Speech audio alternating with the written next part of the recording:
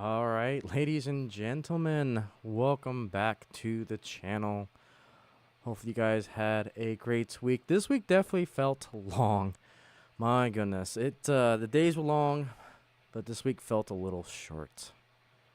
How is everyone doing today? Hello, Real Fan K, who got the Icey cookie, and we got Chuck and all of the lurkers, all of those who'll be watching after the live stream. Welcome, everyone.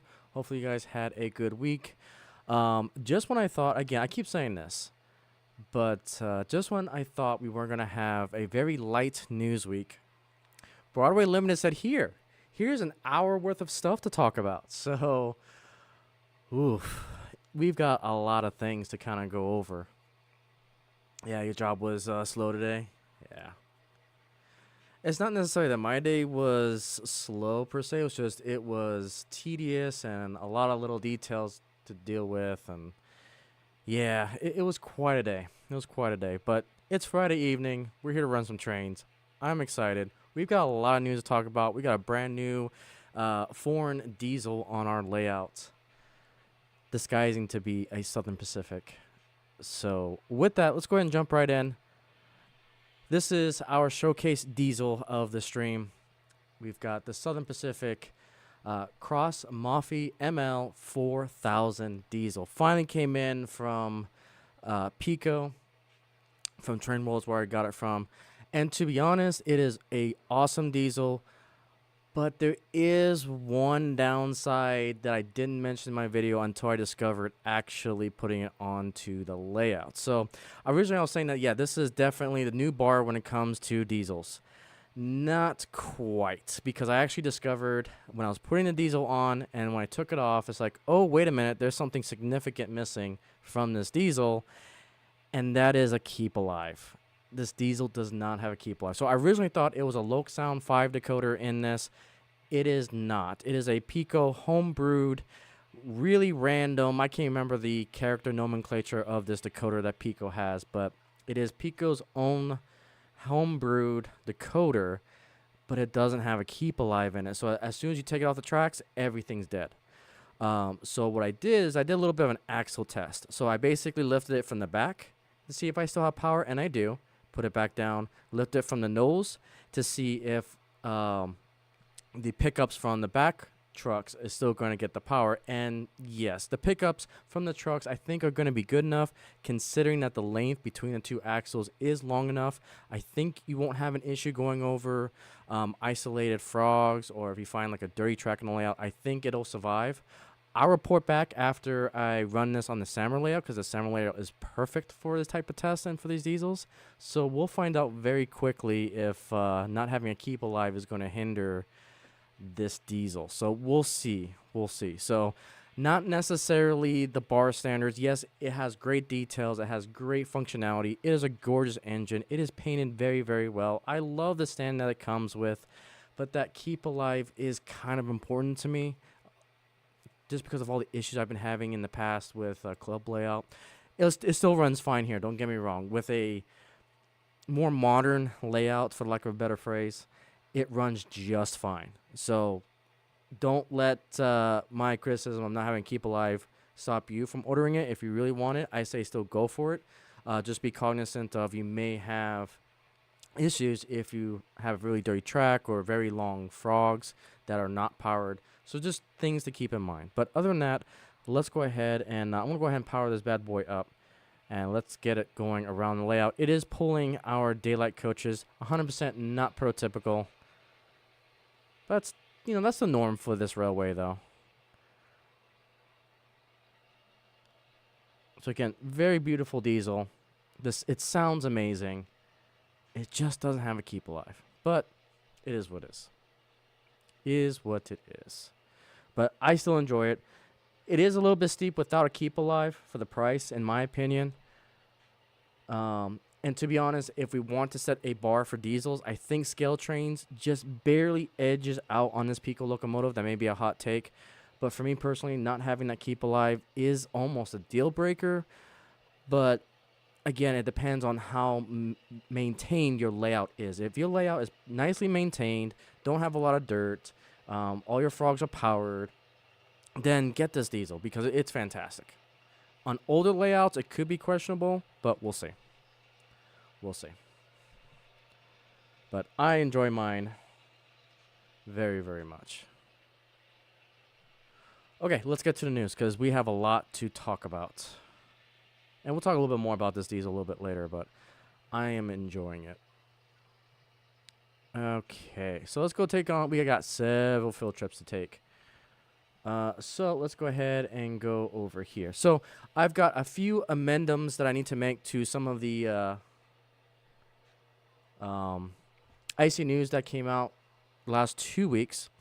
So let's talk about Bachmann. So I did an Icey rail news on the new Bachmann catalog and some very interesting announcements that came out.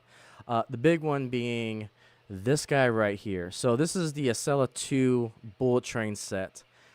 And the MSRP is laughable. Like, the MSRP is $7.99. Like, are you kidding me? So, kind of went on a little bit on a rant with that. Our good friend, NEC Amtrak, awesome supporter of the channel. He came in saying that he just pre-ordered his, and the price was still at $525. So, in my video, I was talking about potentially MSRP, because again, the MSRP is not going to be the retail dealership price. Usually it's a couple hundred off from the MSRP. This one was a lot different than I was expecting, but confirmed, the actual sales price is going to be $525.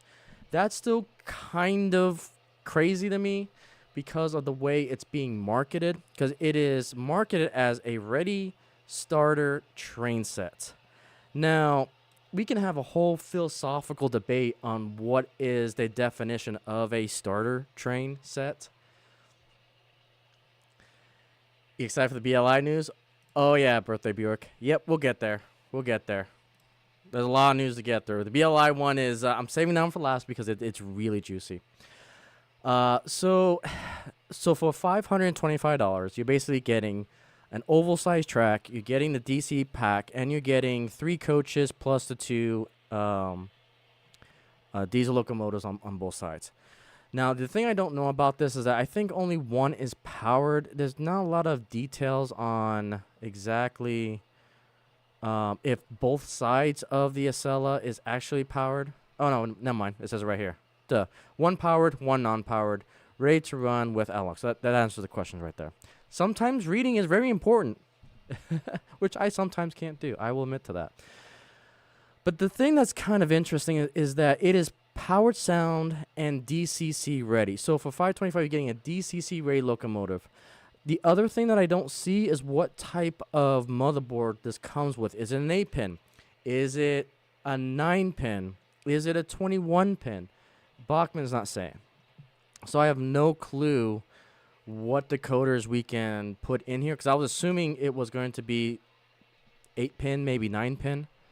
And so I usually go by the default. Normally decoders, all news is fun. That's why I love doing it. I love doing the news. I think it's a very important part of the hobby. That I just love going down. It's a rabbit hole. And so for $525, you're getting basically a DCC ready train set. Is it a starter set? I argue no. I think it's a train set. No way would I say that it's a starter set for $525. I think that's kind of crazy to say that's a starter train set when you got others that are in the $200, $300 range. I think my definition of starter train set is by price value associated with it, and I would knock that down into like the $200 to $300 range. That's how I would define a starter train set. I can't see this being a starter set, but that's just my opinion. Again, take things with a grain of salt. So, and then if you want to make this into because let's be frank, I don't want to generalize this. Most people who are into this hobby, like dedicated into the hobby, 9 times out of 10, they're either going to have a layout that can switch from DC to DCC or just have a DCC layout, which means that you're going to have to get a decoder for this.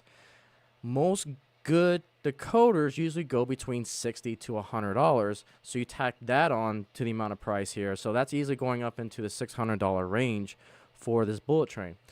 And so now we're starting to get into the dangerous territory of, is this going to be worth it when you have good old Rapido over here that sells the DC Silent, what I call, it's still DCC ready, for $600 for the Turboliner. And then if you just, go ahead and spend the extra $150, you can get that in DCC with sound. Now, there's another interesting point to make about this. And this comes with this comment. Let me see if I can find it here. And NEC Amtrak also nailed this on the head that I didn't even think about. So NEC Amtrak stated, I also have a repealed turbo train set in modern Acela paint scheme. Unfortunately, it's a fancy scheme, and as a turboliner was never used in service with the paint scheme. The big question is when or will a manufacturer like ESU and TCS get the new Acela sound files? No one ever had the sound files for the old Acela, which I convert to DCC and sound, and the sound files are from a Euro train and not accurate. I didn't even think about this because Bachmann is selling them all DCC ready, and if they have the exclusive rights to these Acela trains, you're kind of screwed if you want to get the accurate sounds from this train. You're going to have to go out and record it yourself, which is going to be kind of hard. If you're not actually working for the railroad or involved with this, that is a huge knock on trying to even convert this to DCC if you want sound. So that brought up a whole nother problem that I didn't even think about for getting this locomotive. So I don't understand the business decision for this train. In my opinion, it looks fine. It's a little bit different. I know the nose is kind of wonky, but I like wonky trains. The looks of it look fine to me.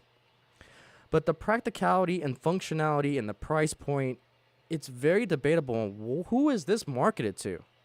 Is it really marketed to the hardcore Amtrak fans? Well, if you say that, you're not going to have dedicated sound files for this bullet train. So it's interesting. It is constructive criticism that is definitely something I think I'm just going to stay away from. I'll let other people have at it, but I just can't justify with the price point when you have Rapido that has, granted, it's not the Acela 2. The trains are somewhat apples and oranges. I'm just looking at it like, hey, I kind of want a bullet train-ish type of Amtrak train. There's other options for me out there, and so I would probably go after the Rapido Turboliner over having and dealing the headaches of paying this much for the Acela 2, not having the sound files for it, and I still don't know what type of pin this thing is going to accept. So it's going to be very interesting to see what happens with this. But for now, I'm staying away from it. Again, don't let my opinions influence your purchasing. I'm just stating some constructive criticism as best as I can and try to be objective as best as I can be on this. Kyle Stevens, how are you? Welcome. We're just going over the news. And we'll see what happens. So, yeah, and again, this is just observations. I am very opinionated when it comes to model railroading, especially when it comes to purchasing power and all that. I am business oriented, so again, if this is kind of dry information, I do apologize. It's just something that I'm kind of passionate about when it comes to this type of stuff.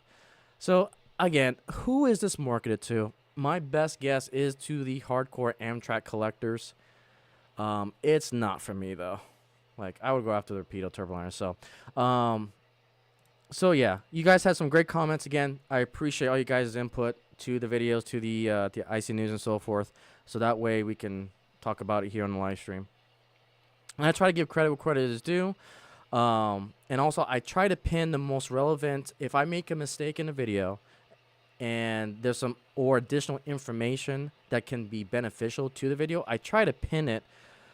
So that way, it's like, hey, this is in addition to the topic at hand. And there's other, and I wish I can pin more than one comment, but YouTube doesn't allow me to do that. I can only pin one at a time, which is crazy, but it is what it is. So, out of your area and out of the region, won't be buying it. Yeah. For me personally, I just think it's too high in price. I think it's just too high in price for what you're getting, and to be labeled as a starter train set. It's, I don't know. Just a very weird business decision. Very weird. Okay. So I think that's all that I want to talk about Bachman and the Acela 2. Something a little bit more positive here, and I will share this link so you guys can check it out as well. If you guys don't know, one of the biggest, probably the biggest model railroading layout is in Germany. This is Miniature Wonderland, and they came out with this little short that was amazing. If you guys follow Anthony Dodge's channel, he talks about it from time to time. Let's see. One day we should do a crossover video on another train category. Yeah, perhaps. From Rail5K. Yeah, perhaps. So Miniature Wonderland was working on his expansion. I think this is, no, this is Monaco.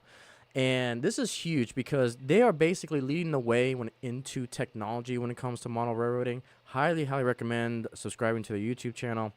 But this is a Formula 1 race in HO scale. And what they were trying to do is randomize the winner of each individual car. So it's completely random, and the circuit's a little bit randomatic as well.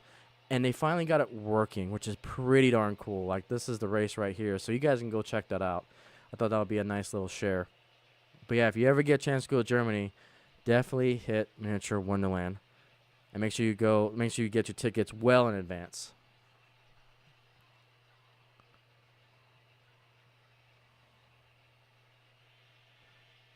Yeah, it's a very specific market. Yeah.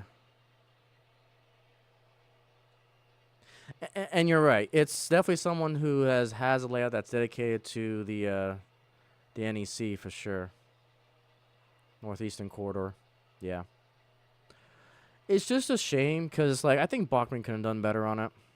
But again, I don't see the business side of things behind the scenes. I am an outside looking in. That's why I always say take everything I say with a grain of salt, because I just don't see the full picture. I only see it from a customer standpoint, so I don't know. It's just my 2 cents, which is, sometimes not worth much. But yeah, this is pretty cool to see the Formula 1 race. So definitely go check Miniature Wonderland out. Let's see. So we got an addendum news to the National Train Show. So in this video, I was talking about how the National Train Show was going from one particular conference in Long Beach to a particular hotel. Again, you guys can check out that video with all the links and all the news and so forth. It actually got a lot of attention. Wasn't expecting the president of the NMRA to get his attention either. So that was interesting for one. So Gordy, if you guys don't know, Gordy is the NMRA president, the president of the entire NMRA. He commented that the biggest difference to the convention now is that they're going to be 12K square feet space of the convention for layouts all week, which we wouldn't normally have. So even more trains. So it's still the same amount of space. So I think I mislabeled that it got smaller. Not necessarily. Same amount of space. They have that space for the entire week. And so we were looking at the vendors. We were looking at the layouts. And originally, from what I understand, they were only going to have that space for a certain amount of time. I don't know the full details on it, but it seems like they're going to have more opportunity to showcase that 10K square feet. But again, they're asking vendors to downsize to no booths, but just 2 tables. I don't know how that's working out if they still have the same amount of space. Again, that kind of hurts my brain just thinking about it. So I'll leave you guys the official link here so you can make your own determination if you want to go or not. Again, this is the stuff that I report from the news article. So there's the news article that you guys can look through. And yeah, it is what it is. But the fact that Gordy said it's going to be the same spaces, that's pretty cool. That El Presidente himself dropped by, so pretty cool. But yeah, it's going to be the same amount of space. So slight error from the article, or from my video. But again, there's the official article from the National Train Show. So again, you guys make up your mind if you want to go to that hotel. So. See, we talked about that. So went to the Summer Train Show. If you guys haven't seen that video, it is doing well. Again, thank you guys so much for watching the video. Great positive feedback from it. We got a whole bunch of new engines. We got a whole bunch of Mopac that I got to convert. We got this new Bowser locomotive, the RS3 in Mopac. I've been wanting this, and I decided to pull the trigger on it. So I'll be doing a video on that one, the first run, and the unboxing. Probably going to be the next video that I do. Probably will record it either tomorrow or Sunday. Also got to meet our wonderful Chuck in the chat. Again, it was a pleasure meeting you, good sir. Awesome dude. And you guys saw Ralph NK in there. BNSF Engineer was in a couple shots. There was another YouTuber I can't quite remember. Oh, I can't remember. The name escapes me, but he does O gauge, and he was there as well. But yeah, sorry, the name escapes me right now. But yeah, it was a great train show. Again, I consider a swap meet because of its size. But they had two good layouts. They had an HO, private HO layout, and the Sand Tracks, T-Tracks layout was there, which you guys saw in this video. So if you guys want to know more about the Sandwich Train Show and what it was all about, I'll leave that link in here, so you guys can go check it out. Let's see, can we speak on it as you spent $1,200 each on two brass 614s? Yeah. And again, cost is relative, and that's the problem about discussing cost, is that your financial situation is going to be different from mine, which is going to be different from Ralph NK, which is going to be different from everyone else watching this. So it's just one of those things. When I always talk about price, it's always going to be relative to your situation. So again, that's why I always say take everything with a grain of salt. So just things to think about. All right, so we get into the major manufacturer announcements. So Scale Trains came out with the announcement of the new dry containers. So we're finally getting the Walmart container, the Amazon container, which is the two I've been looking forward to. My wife collects the one pink container cars, and I just like the look of both of these. I don't know why. It looks cool. I definitely like the Amazon with the logo there. I would imagine it took them a while to get these because they had to acquire the license, but we're finally getting them. I don't know. Okay, so we've got the 3-pack here for $36 on pre-order. Estimated date is by the end of the month. Oh, rip me. And then we got singles for $13 on pre-order. So those are coming in. That is for the Amazon containers. And I think the Walmart's probably going to be the same price. Yeah, $36 and $13. So definitely something I'm probably going to grab. Probably not now, but probably in the future. So that's pretty darn cool. So that's it from Scale Trains. Rapido didn't have anything. Athlon was just talking about their upcoming diesel, which didn't interest me too much. But now I think it's time to get to the big news of the stream. It's time to get to the big news of the stream. So, again, that would have been the end of the news. But this puppy dropped in my email. It's like, oh, I'll just literally 10 minutes before the live stream, I was setting everything up. And it's like, okay, let me quickly look through the Broadway flyer to see if there's anything new. Typically, there's just a few little things, but this has so much information in it. Oh, my goodness. All right, let's get going here. So, new product announcements. Nothing too crazy. You're just stupid with money. Stupid's also relative. But again, it's your hard-earned money. You spend it the way you want to spend it and have fun the way you want to have fun. Again, I am biased to what I say, and I try to let you guys know when I'm biased. Like, I'm definitely biased towards soundtracks. I'm definitely biased towards HO scale. Biased towards BLI. But I try to report on everything that's going on, so that way you guys. My main objective is to get you guys informed of what's coming out, so you may find something that you may enjoy. And that's the thing. It's all about enjoyment. Always about that gateway to model railroading, and that's what I try to do. Okay, so we got the Conductors Club. So the first thing about the Conductors Club is that the locomotive that we're going to use as our first Conductors Club locomotive has been decided. They have not decided yet on what that engine's going to be. I praise it's at least an HO scale, because they said that could be in any different scale. And it's like, again, one of the downsides to this is that it's only going to be one exclusive for once a year. So if you're not into N scale, you're screwed. If you're not at HO scale, you're screwed. At least from what they've announced. So we'll see what happens with that. Or actually, no. Again, reading is important. If I read just a little bit more. So disregard like the first 3 minutes I just said. So, and there'll be an exclusive HO and N scale locomotive offering. So they'll be in both scales. So at least that's good. Quarterly newsletter, 10% discount on BLI outlet store, which I have taken a look at that outlet store. There's some good deals. I will admit there's some pretty good deals. Enough for me to consider that it could be a good way to go. Members only merchandise, giveaway items and artwork, additional 1-year warranty on new BLI products, members only gatherings for BLI staff, and then the VIP suggestion portal, which you guys know all about that. So what decoder? If it's Paragon 3, I would definitely understand that. So Kyle's saying that it's $7 green bear only for it to die within a month. If it's Paragon 3s, then yeah, I'm deeply sorry to hear that. I've had no issues with Paragon 4s. I plan to stick with Paragon 4s. They have been a huge workhorse for my Steam fleet right now. So, but again, results may vary. You may get a manufacturing defect, and again, just ship it to BLI. Hopefully they'll help you with that. Yeah, it was Paragon 3. Yeah, stay away from Paragon 3s. They're trash. They are absolutely trash. They know it's trash. Everyone in model railroading knows stay away from Paragon 3s. They don't have keep alives. They had issues. They were short out. Yeah, Paragon 3s was just horrifically bad.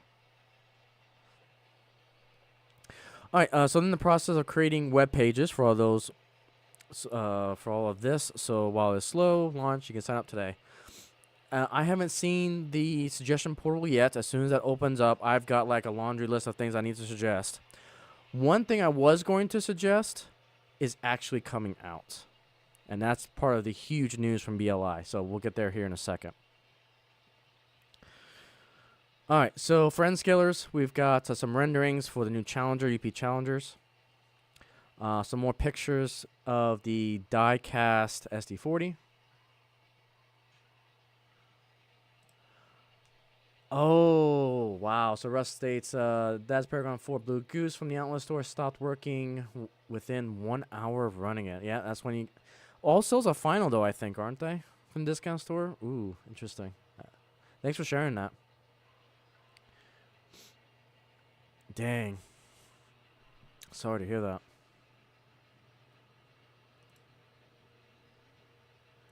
Tried converting it to Tsunami 2, says Kyle. Nice.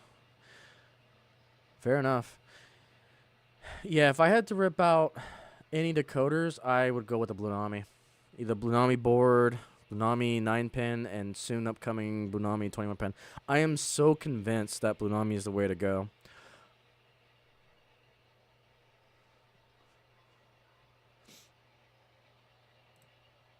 Yeah, the SC70 ACEs, yeah.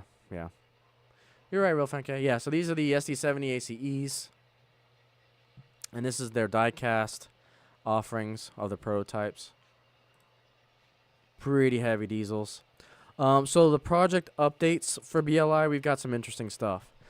So the big boy is in production right now. I think they put the big boy higher. I don't know. The Baldwin Shark Nose got pushed back another month. So I've got a couple of them coming out. So they got pushed back to next month. Same with the F7s. I have a few Mopaks that are coming in F7s. The SD70 Aces in N scale coming out in June.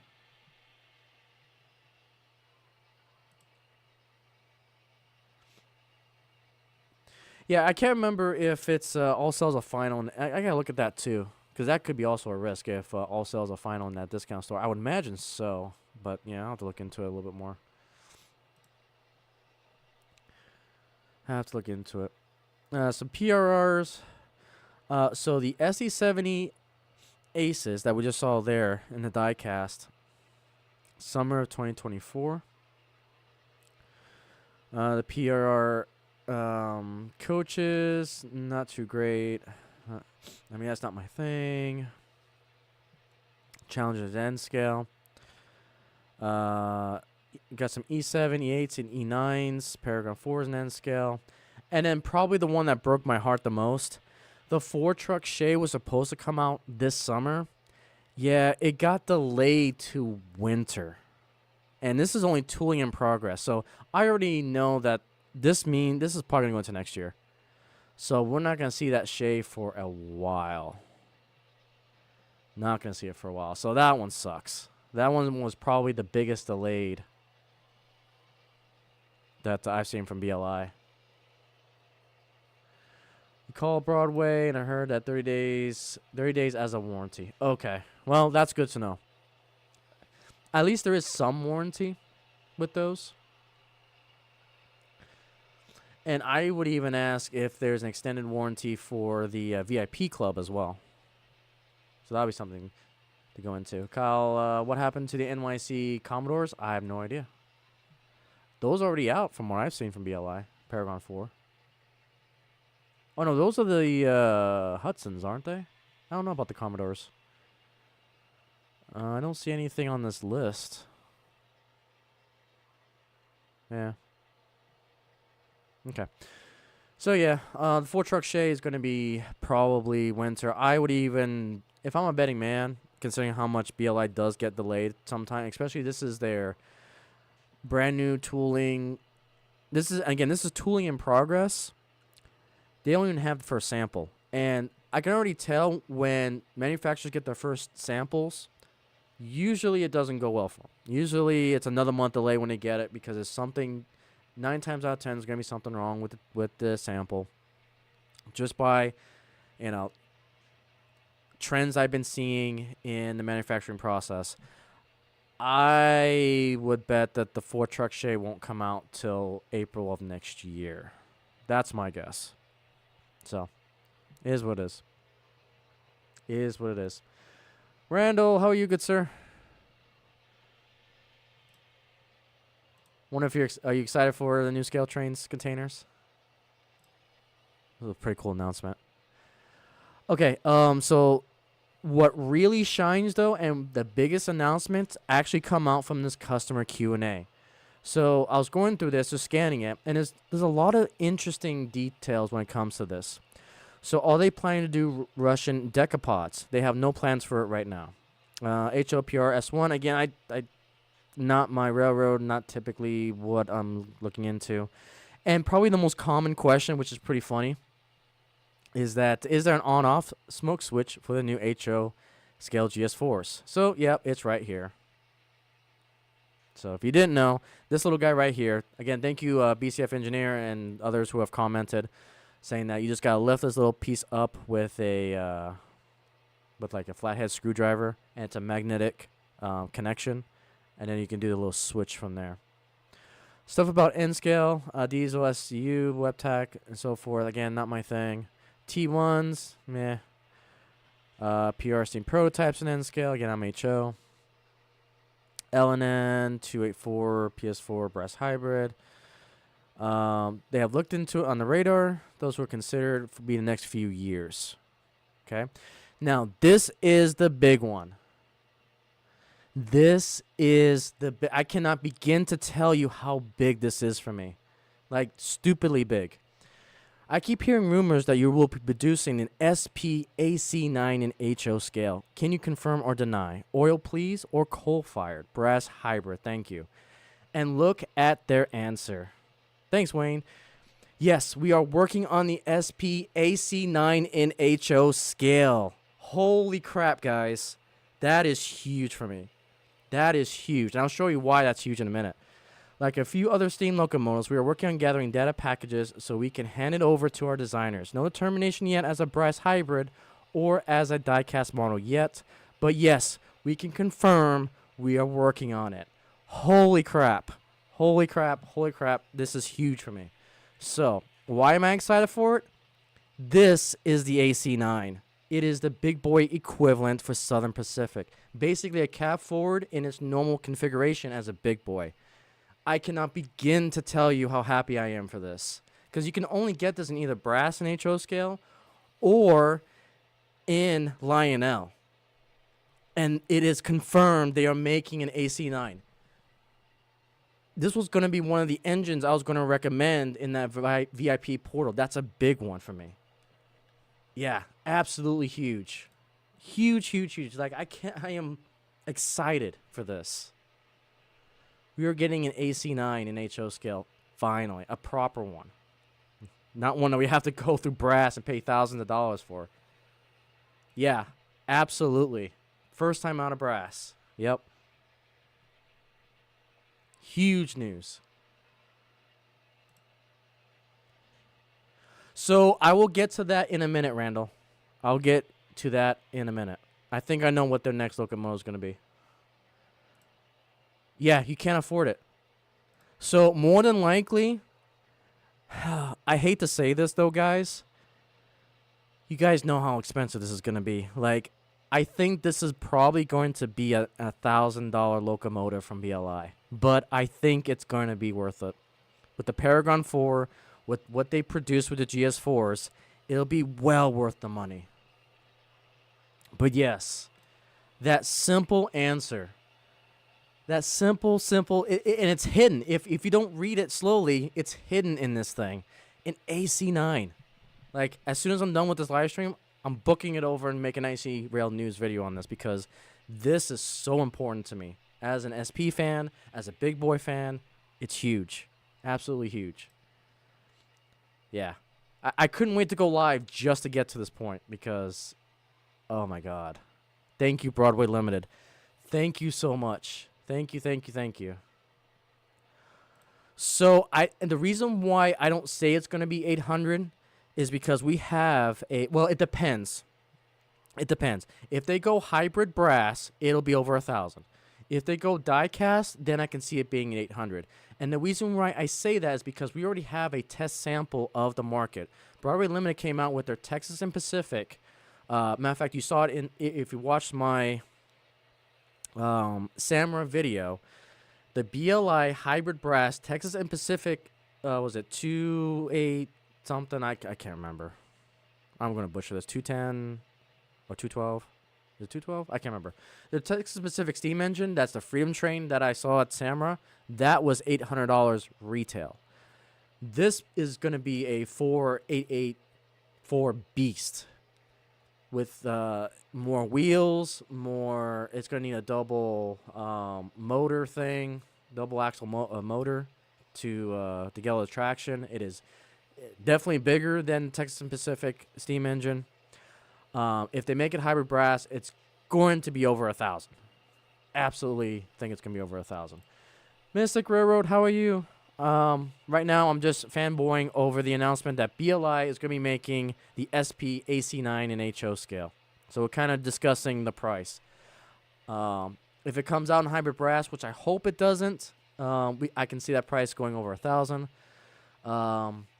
Yeah, even if it comes out in die-cast, because we got the die-cast SP GS4s that are around $500 to $600, then I agree with Randall. I would suspect it would be an $800 model. But I would blow that money in a heartbeat on this. The fact that we're getting the AC9 in HO scale. Broadway Limited, you are officially the Lionel of HO scale. Thank you so freaking much. Thank you so freaking much. Like, I've been wanting this for a while. This is probably my second most requested locomotive that I've always wanted in HO, behind the gas turbine. But, dang it, Broadway. Amazing. Pop John, how are you, good sir? How are you? So, yeah, it's subtle. It's subtle, but it's there. AC9 in HO scale. Oh, my goodness. It's a good day. It's a good day. Like, the second most that I've always wanted as a child, that AC9. It's coming. We got the GS4, which is probably like my third or fourth one that I wanted properly built in HO scale, and now it's here. AC9 is on its way. It is a good time to be a mono railroader. My goodness. And so there's some other goodies in here. But that was the big one. There's a potential to convert the upcoming UP business cars into other sought-after business cars of the railroads. Would you consider doing an undecorated version or some fancy schemes? We haven't determined any fancy schemes or undecorated schemes yet, but we are open the door to more business cars in the future, assuming the sales of these cars exceed our expectations. If they do, we will do willing to meet more road-specific cars for Class 1 railroads and for some other fallen flag roads. Absolutely. Everyone's saying hello. Oh, yeah, and like I said, there's a caveat with BLI. Stay with Paragon 4. Stay with Paragon 4. Can't stress that enough. You love your, yeah, the ML. So we're running the new Kato one. So there's a lot of news I'm trying to get through, and then, you know, we'll look more on this beauty. Kind of talked about it a little bit at the beginning of the stream. But BLI dumped a whole bunch of news on us. So I'm trying to just comb through it. The big one being that freaking AC9. I'm going to be talking about that till that thing comes on pre-order. It's going to be my most anticipated engine probably for next year or maybe in 2 years. So I think we're late next year or the year after.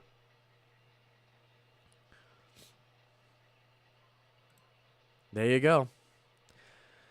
Yeah. The Frisco 482 in particular, 1522. I'll do whatever it takes to get it if it means selling so many locomotives. Yep. Yours is a high hood GP30 in N scale. Yep, hopefully they come out. You guys talking about your most anticipated locomotives. You guys rock. Yep, you guys rock. All right, so here's another one. So any plans for a small HO steam switcher like an 060 or an 080? Also, are there any plans for another run of the HO US RA Mikados or Pacifics? We do have plans for small steam in HO. Stay tuned for that. At this time, no new runs are scheduled for the US RA Mikados or Pacifics. So I'm going to take a wild guess because I think this was leaked on Facebook. I'm not going to make it official, but rumor has it, actually from the leak that I saw on Facebook, I believe there was I don't know if it was a person working for Train World or Train World may have accidentally leaked this, but I think it's going to be an 060. And the reason why I say that is because the Facebook leak that I saw, it was in conjunction with a museum that had an 060. And the pre-order on Train World, that they may have taken it down, but was an 060 from Broadway Limited with Paragon 4. I tell you what, if they go after the 060 market, Bachman, you better watch out. Bachman, you better watch out because BLI is coming for you.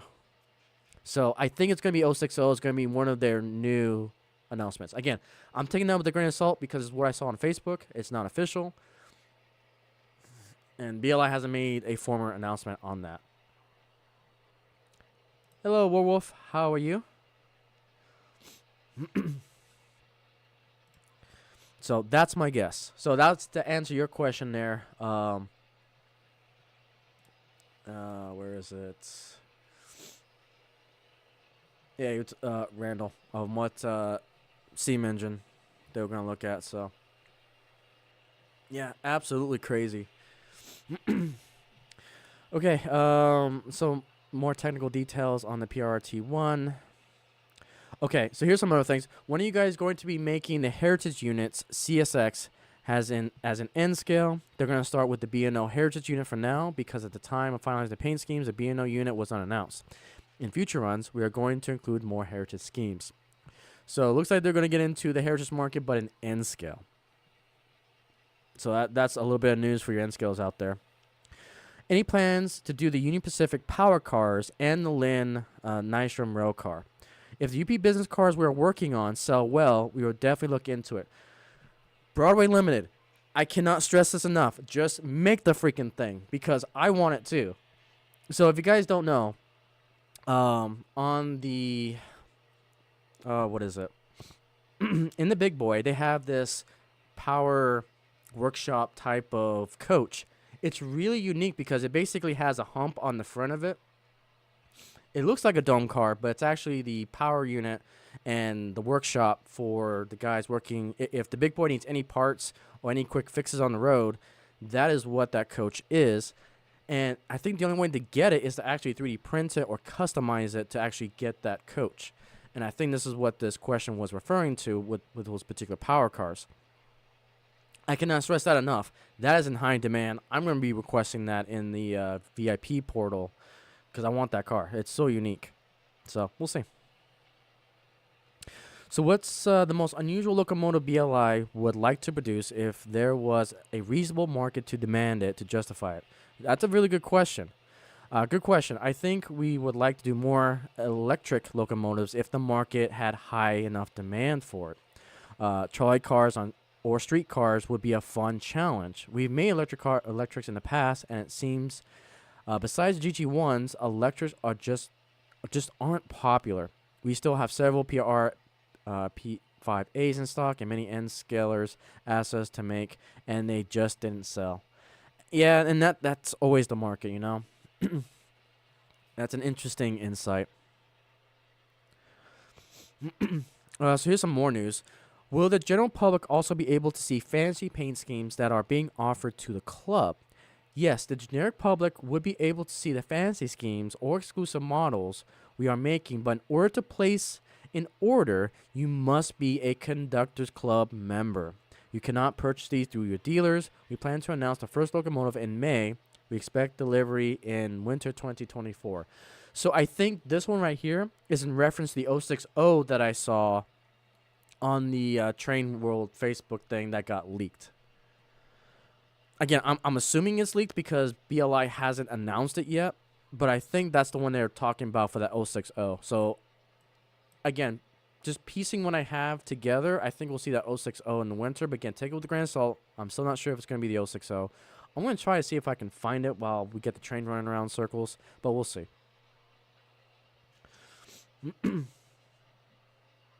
We shall see. So Kyle's just chilling at work. Hopefully work is going well for you. Hopefully I can help you provide some background noise. Yeah, hopefully that layout's going good for you as well. And then will you guys be open to making more articulated in the future? Maybe the B&O EM1s or the CNO, I'm not even going to try to pronounce that. We're open to it. No plans right now, but we have the Alleghenians, I think, down as something we want to make. Those will be one of our next HO scale articulated locomotives we want to pursue. Okay, now I'm kind of curious what this is. Hang on. Give me a hot minute. I just want to get some pictures because I have no idea. I may have seen it before. Let's see. Oh, okay. Okay. It's like the A class. Yeah, I'm not. Okay, so this is what they look like. I didn't realize they were referenced as this. So they were the two 666 locomotives. So I guess what makes them unique is that the trailing truck is a 6-axle. So I guess that's what makes them unique. That's pretty cool. Never knew that. Oh, learned something new.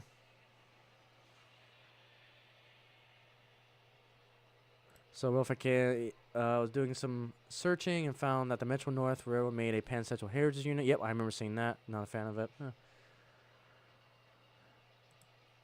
Haven't done anything since you moved. Busy work. Yep, I get that, Kyle. Mystic, you just got off work. Well, hopefully you're relaxing, chilling like a villain. Warwolf heard that the Booney Valley Scenic Railroad got their steam engine running again. Nice. Kyle say that's the heaviest steam engine built. Interesting. Oh yeah, interesting. Perhaps the heaviest steam engine locomotive. Yep. The most powerful and perhaps the most heaviest steam engine ever built. That's pretty cool. Learn something new. Okay, so that's pretty much the Q&A. Again, I am fanboying all over that AC9 announcement. Like that is probably going to be the announcement of the year when they do that for me personally. I'll be all over that. Yeah, an SP AC9. awesome. That's incredible. Let's see. Is there anything else? Yeah. So yeah, that is all the news. So yeah, BLI, that Q&A section, there's a lot to unpack. And I almost missed it the first time. It's like I was going through, it's like, wait a minute, I saw an AC9, something about AC9. Let me look through it real quick, and yeah, absolutely crazy.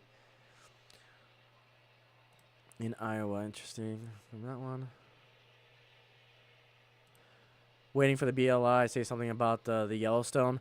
To be honest with you, I think we'll see not MTH. We'll see probably scale trains come out with the next Yellowstone first. Assuming that they can get their drive rod issue squared away. Because we're already approaching April and we still haven't heard anything about 611 from scale trains. So we'll see. He's not a fan of that paint scheme. Was Conroe Heritage Unit. Penn Central paint scheme was in black, not blue and yellow. Yeah. Oh, you meant Conroe. Gotcha. Gotcha. Well, for those of you who just joined, try to make a tender work for you too. Temper. Yeah. Brass is interesting, Papa John. I got a few of them, and they're interesting beasts to work with. Yeah, trying is all you can do. Take your time. You'll get it. All right, for those of you who just joined, we are running the brand new PIKO German SPML 4000. This is number 9001 diesel locomotive. I have done a full video on this. Excuse me. So there she is. Beautiful detail. It comes with the stand just like we saw with the GS4 and Broadway Limited. Right now it is pulling our SP Daylight Atherton Blue Box coaches.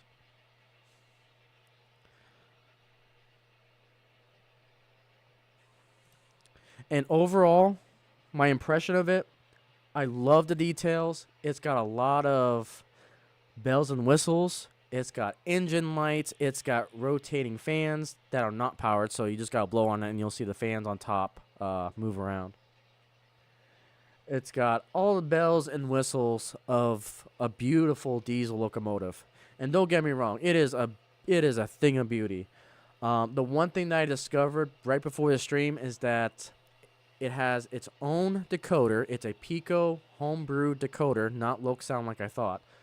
And it doesn't have a keep alive. So that's something to note if you want to get one of these locomotives. Because you can just take it off the track and the power shuts off immediately.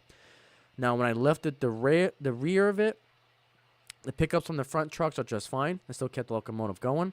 If you pick up the front truck and have the back trucks on the power, it still power the engine just fine. So I think the pickups are just fine. So, and as you can see on this layout, it's running smoothly.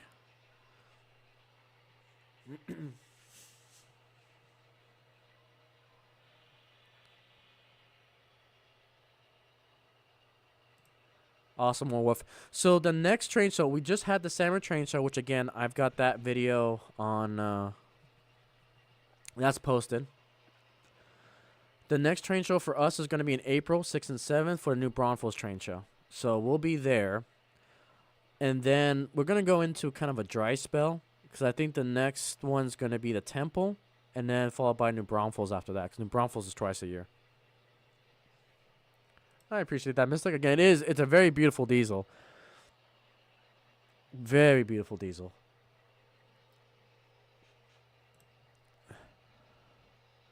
I will eventually try to go to Houston Train Show. We couldn't go there this year because it was we financially couldn't go. Because if we go to Houston, if we go to Dallas, we gotta stay overnight. We can't make a full day out of it because it's 4 hours away, 3 to 4 hours away. So.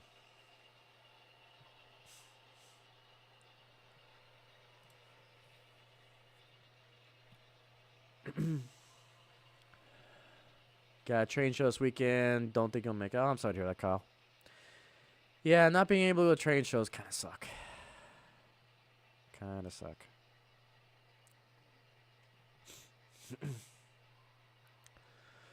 As far as any train shows out of the state of Texas, I don't think we have any plans this year. I think we're really going to try hard to go to Amherst next year. And I'm also trying to save some time for the Big Boy Four Corners tour. Which, again, we're almost in the summer, and they still haven't announced that tour yet. So a lot of things are depending on when that happens. Houston was your first, Amherst was your second. Yeah, yeah. And that's the thing about Amherst. Like, once you go, all the other train shows are going to seem so much smaller. Like, all the footage that I've been seeing from Amherst, it's like, man, that's so much bigger than even the national train show from the NMRA. It's just... That's why if you had to choose which one to go to, it's so hard, but it's like, I would probably go to Amherst. Like, I mean, it also depends, too, on what you want to get out of a train show. Like, if you want clinics, if you want, like, the experts from MMRs and so forth, then, yeah, I'll probably recommend going to the NMRA National Train Show because there was a lot of great clinics when they were here in Dallas.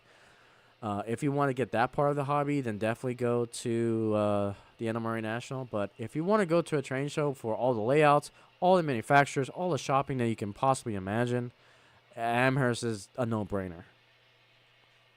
And even for YouTube meetups, like, it is by far the place to go to meet fellow YouTubers as well.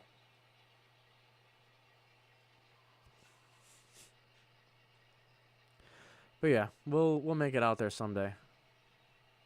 Want to see all you guys on the East Coast.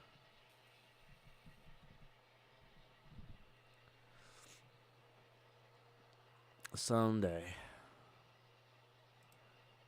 Alright. Let's see here. Man, it took us an hour to get through the news. That's crazy. I think that's a new record. Thank you, BLI. Appreciate that.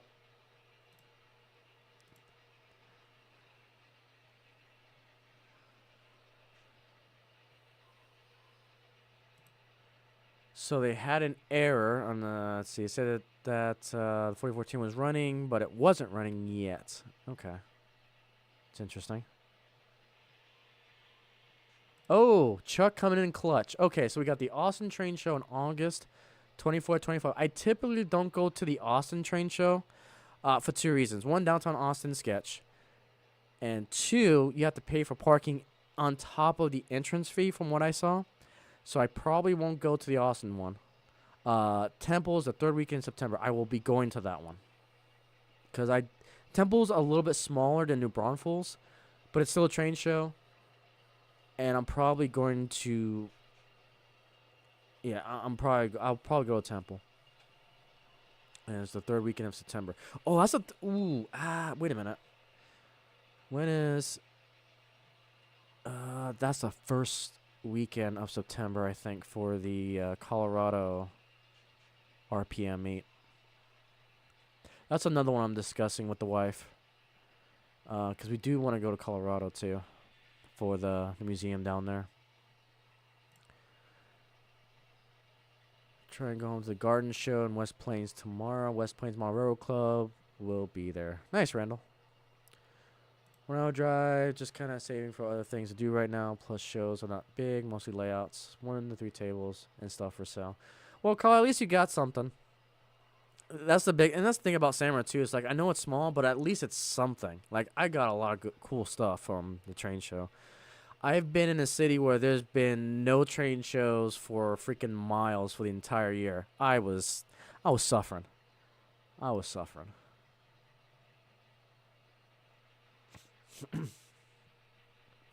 that was when I was in Minot, North Dakota. Had to go like 8 hours just to go to Minneapolis for a train show. My goal for this channel is to capture all surviving big boys. We got the first one, 4018, in Frisco, Texas, which is pretty cool because I own 4018 in HO scale. So, got a video on that if you guys haven't seen it yet from the Frisco Museum. We also saw the Meteor was there, the steam locomotive. There was a GG1 there. There was a Centennial there. Pretty cool. Nice. So I'm hopeful that the second big boy on this channel will be 4014 when it comes on their Four Corners tour.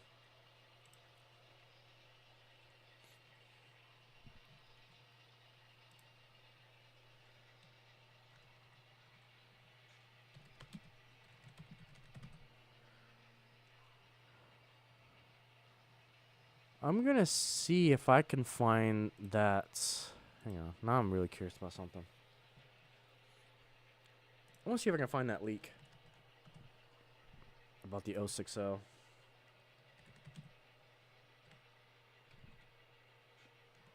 Yeah, I don't think I'm going to find it now.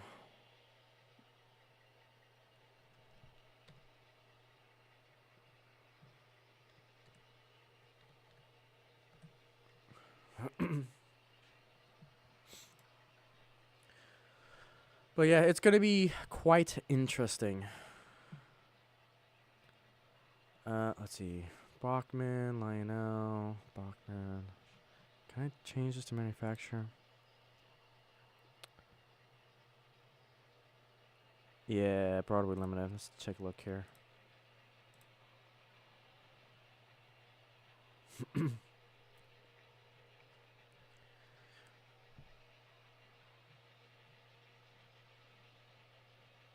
Let's see here. In scale. In scale. That's all in. Let me change the scale HO.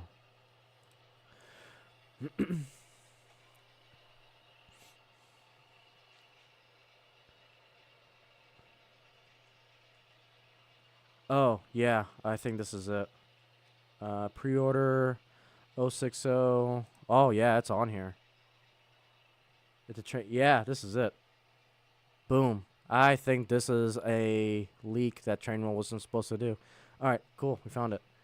Let me share. It's fair game. If it's on their website, it's fair game. Okay, so let's do a quick field trip. Here it is. So this is the one I saw on the Facebook group, but it's actually on the website. So this is a Broadway Limited Long Island Railroad 060 Train World exclusive. I don't think they're supposed to be showing this yet. Looks like it's coming out in December of 2024. And it's an 060. So I guarantee you this is not supposed to be on the website yet. Because what the answer just stated from the Q&A was that they didn't confirm it was going to be an 060 or an 080 and so forth. But little old Train World here says that's going to be an 060. So that's awesome. Paragon 4 sound, DCC, Train World exclusive. Oh, they're coming after you, Bachmann. BLI is stepping on that door. And the reason why I say Bachmann is because a lot of starter sets typically come with the 060 from Bachmann. Yeah, so this is what we're talking about. I think, yeah. In 060 configuration, BLI for Paragon 4, this is news. Like, and BLI on the Q&A said that they were going to announce it later, but I think Train World slipped on this one. And they were talking about, is the Long Island Railroad, hang on, is Long Island Railroad a scenic railroad?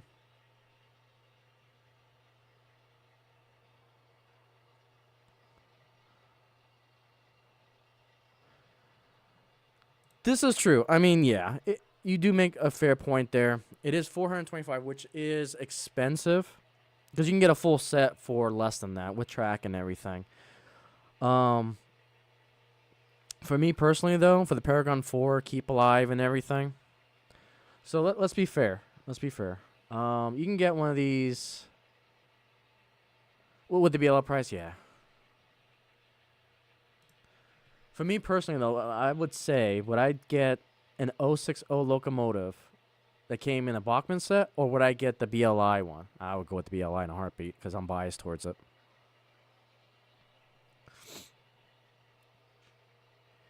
You can find brass cheaper. That's fair. And you could probably convert it over for cheaper. Yeah.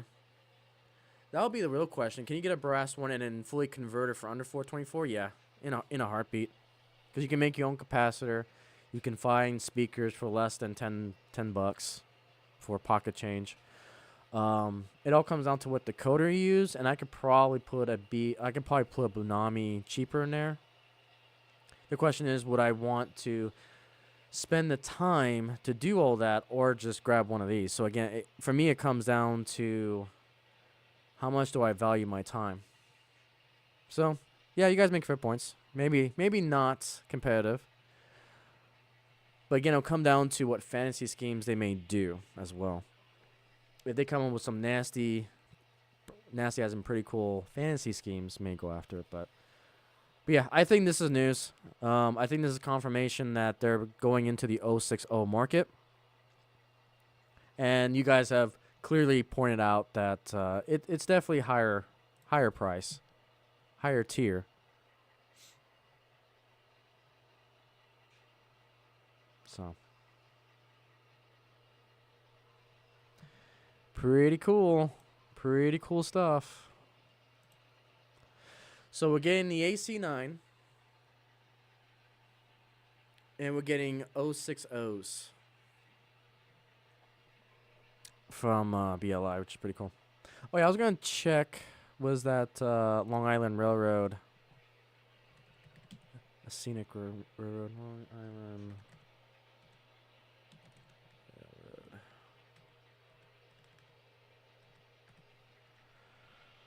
Let's see here. Doesn't look like it.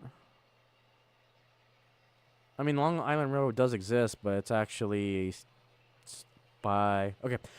It is one of 2 commuter rail systems owned by the MTA. Interesting.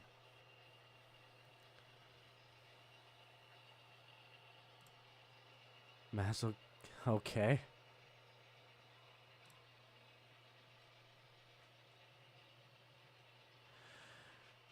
Oh, you were thinking N-scale prices for HO. It's not so outrageous in price, but still somewhat prohibitive for many. Yeah, Mystic, I do understand that, yeah. And you make a fair point, too, that the 060s is still entry-level. So, again, we also got to go back to who's it marketed for. If... How can I say this? In my current state of knowledge in the hobby... And this is no offense to those who want to go with the starter sets and get, DC and so forth. Me, personally, I would go after Paragon 4 more than I would go over the starter sets. Because I know for the money being paid, I'm getting a Keep Alive in it, Paragon 4, already installed. And especially if they come out with the paint scheme that I would love. If they come out with a crazy, Freedom Train 060 on top of that, yeah. Because I can't paint that type of... That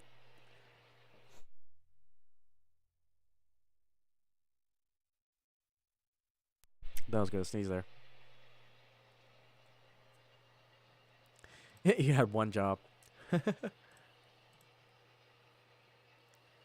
Can't pay attention, you drink beer at the same time. Yep. It's all good. Again, Mystic, I appreciate it to hear you drinking a beer and watching here with the Icey family. I appreciate you being here. That was an 060 Broadway Limited steam engine. Yeah. 060. Not trying hard enough. Yeah.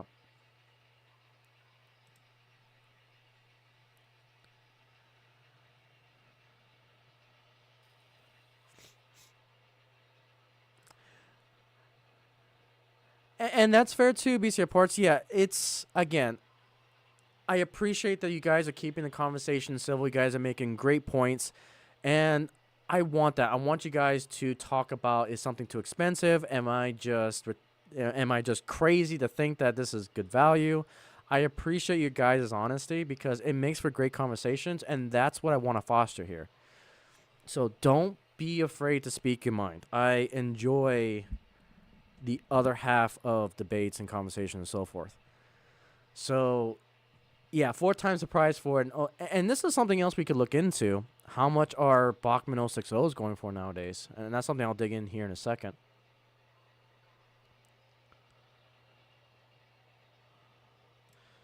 And so here's the other thing: you would give an 8-year-old BLI Paragon 14 local either. So the star set versions do have their place. Yeah, and they do have their place. Yep.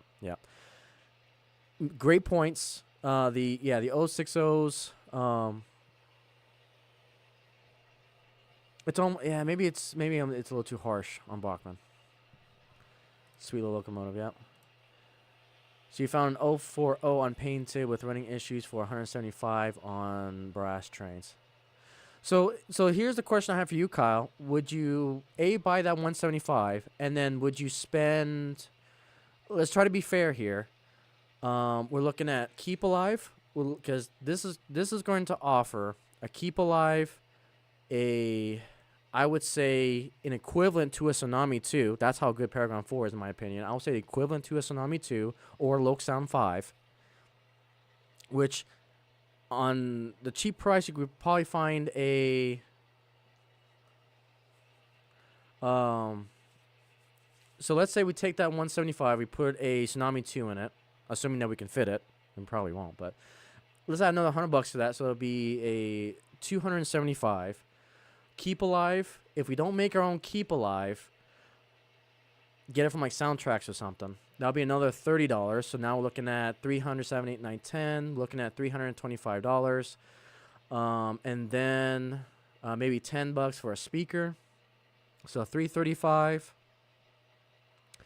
And then you would need all the paints that you would need plus the decals. So decals run like $5, $10 probably, depending on what decal you want. Depending on what paints that you want, that'll probably be another $5, $10 of paints that you would need.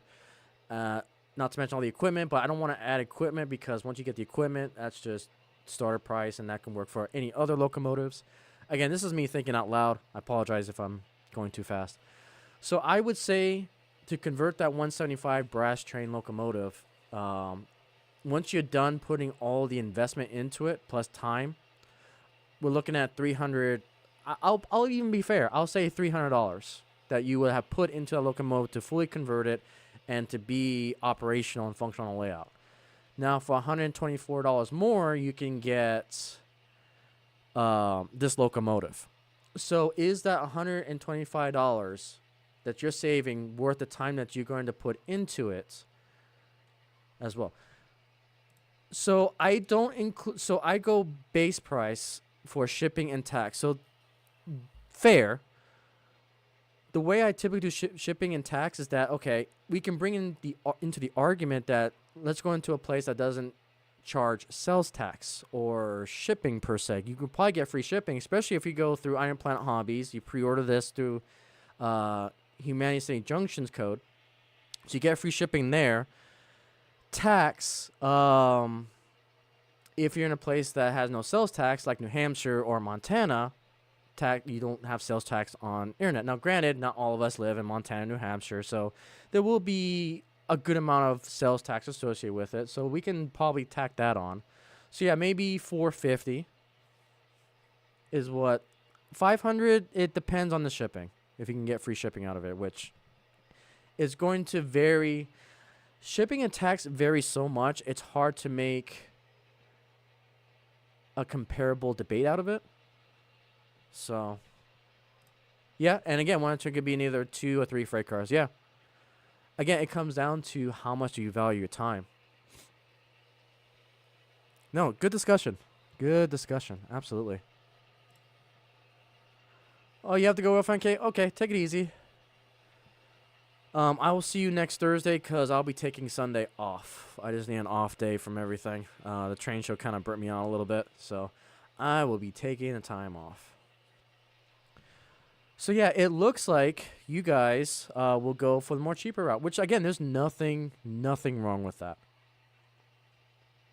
And it's good that we have these conversations because we never know when a manufacturer may be watching a stream or watching a video. Um, Kind of a funny note, and I don't think I talked about this in the last live stream. Um, so Around the Layout podcast had one of their I think I did talk about this on live stream. They had a one of the BLI reps on the Around the Layout podcast, and they were talking about the GS4 Western Pacific, and then Ray was talking about, yeah, that train looks beautiful, and we're seeing it all over the place with the California Zephyr.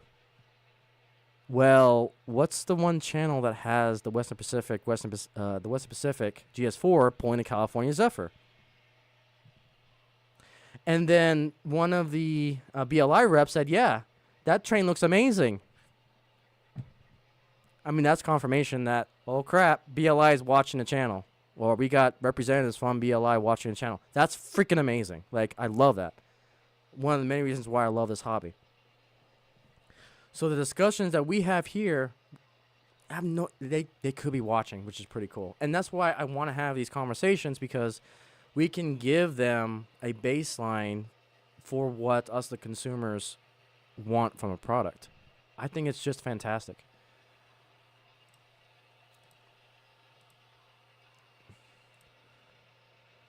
All right, so Kyle, to me, I'm a big brass believer, so I would say it'll be worth it. But I do understand some folks just want to get running model with problems. Yeah, and that's fair. That's fair.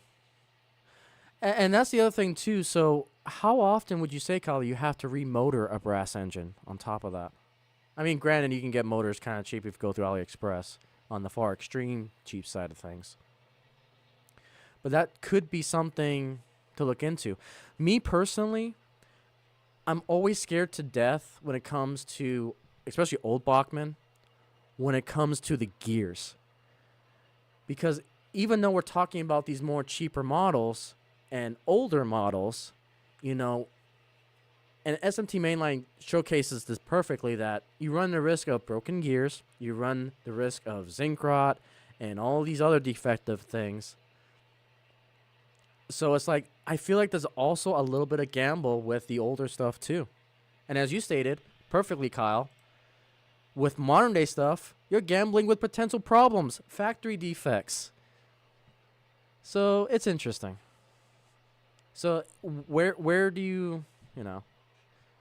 And that's why as a consumer, just do your research. Figure out what works best for you. Again, I am biased. I am 100% biased to new stuff. I am 100% biased to BLI. So my viewpoints of this topic, I tend to lean towards new stuff. But there's nothing wrong with that. And there's nothing wrong with the brass stuff. I've got plenty of brass stuff I got to convert myself.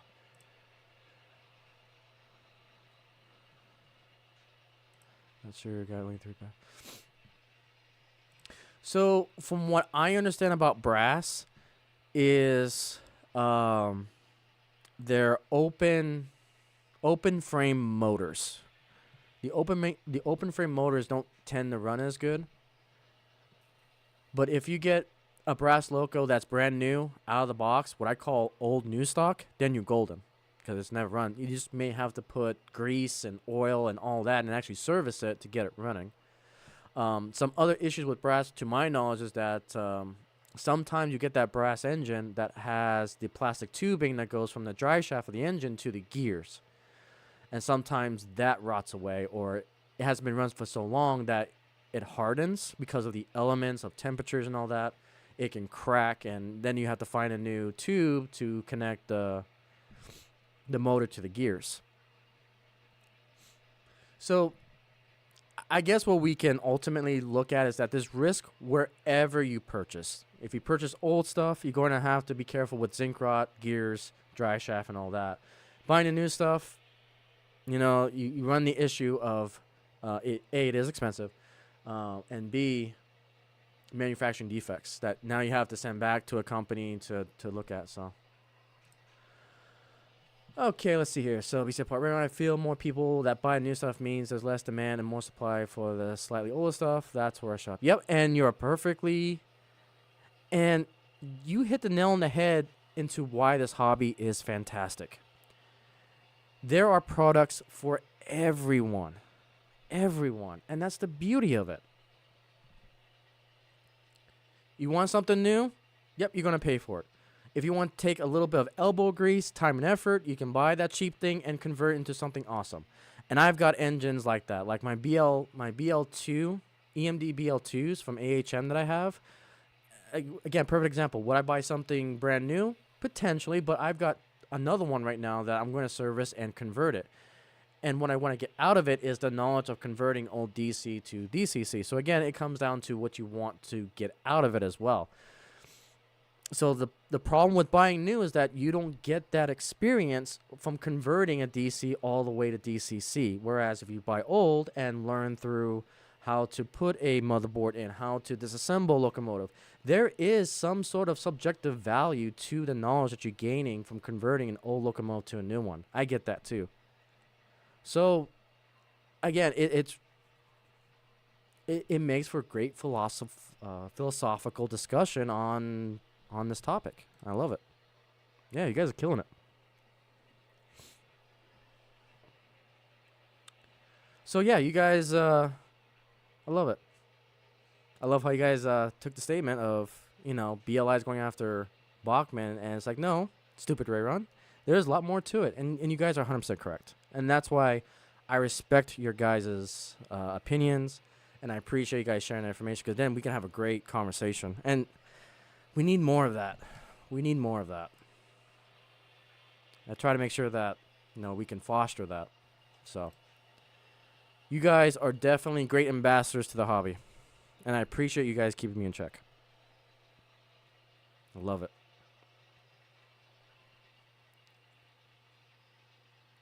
Because then we can be just human. Love it.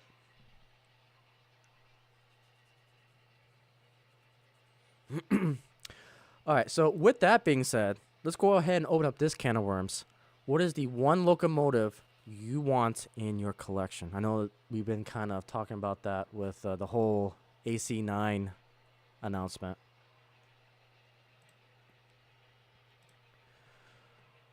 Oh, I cannot wait for that AC9. That's got me excited to actually start converting my coal turbine over, because to see an AC9 on the layout, to see the coal turbine on this layout, that's going to be something special. So now I got to get off my butt and convert my, we're talking about brass too. I got a brass coal turbine. I got to convert that beast over.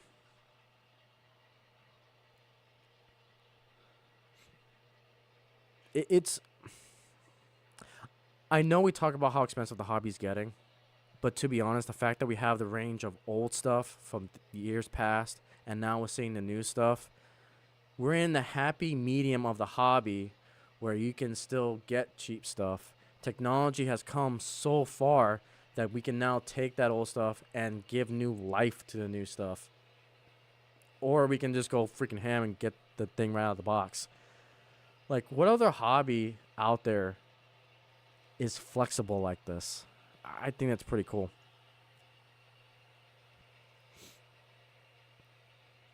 I think that's really, really cool. All right, let me get you guys some real fanning shots here. Let's see. Let's get you. Let's get Ghetto Bridge here. Face cam. So Kyle says you already got the Dream model. If you're looking for new engines, you'll get the J class for NW and the NYC Dreyfus. Nice.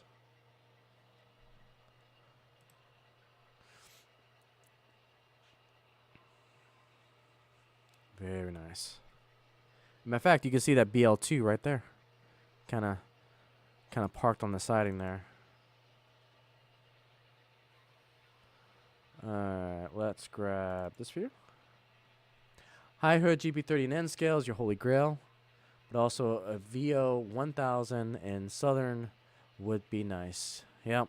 I know they have those in Bowser. Bowser's doing those in HO scale, if I remember correctly.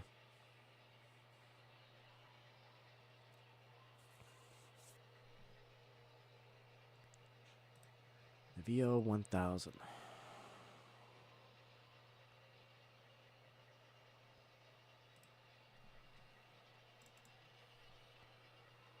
Let's see. Are we ready for Phoenix Point? Yeah, I'll be coming around Phoenix Point. Actually, let me get you guys the new shot. So, kind of a quick update. So I was talking about on last stream that I was going to move the Harbor Point camera down, and I finally did that. So this is still the one that was hovering over Harbor Point, but now I brought it down to eye level because I like the elevated look of this when I was filming this.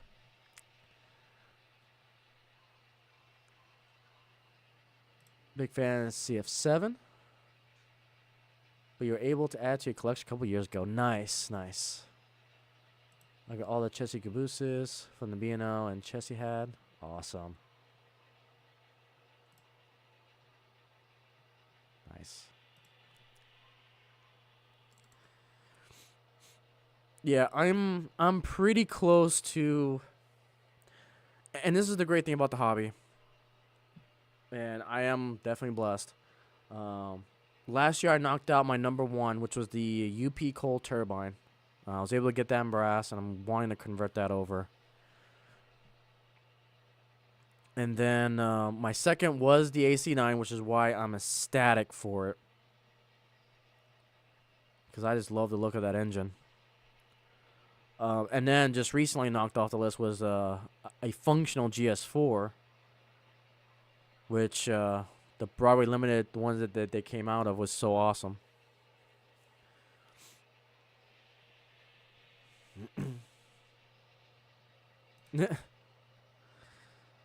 Well,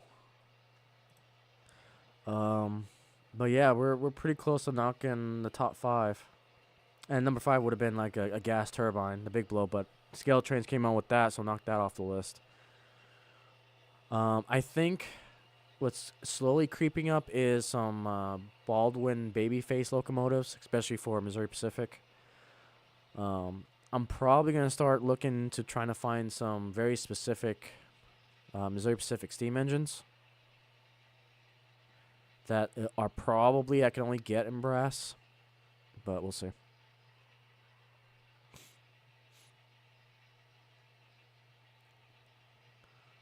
Like, I didn't even realize Missouri Pacific had a 2442 steam engine. Blew my mind when I saw that. It was in one of their Missouri Pacific Historical Society magazines. I went crazy when I saw that. So there's a few things, but for now, I am quite content.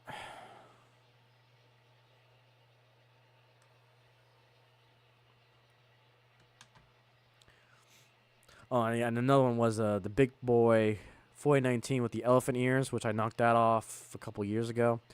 I do need to convert that because one of my connector pins, because again, after in Genesis, you got to split the tender from the boiler to fit into the packaging, and I ripped one of those freaking wires off, and I was so mad. But I got to get into that engine anyway because it has a Tsunami 1 decoder, and I want to convert that over to a Bluenami. So there's a lot of projects. I'm lining up.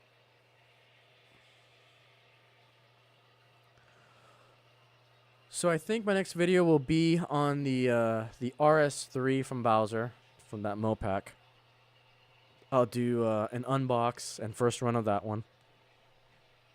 I've got a project that I've been working on for a couple months now. It's just been on the back burner with all these latest engines coming out. I am still trying to get the motivation to hook up my block detection again to JMRI.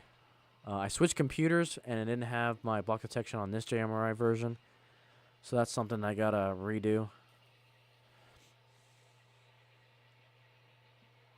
I may just say screw it and do it on stream one day.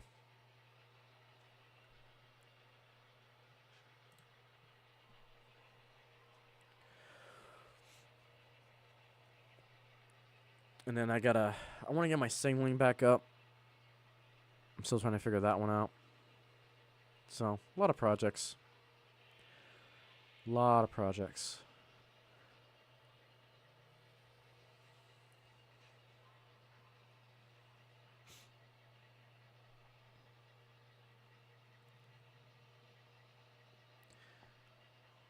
Yeah, if you have a squared away layout and keep it clean, don't go crazy on your turnouts. This locomotive is just fine. I'm actually quite impressed with PIKO. Because PIKO typically does European models. And I think this is one of their first major flagship American diesels.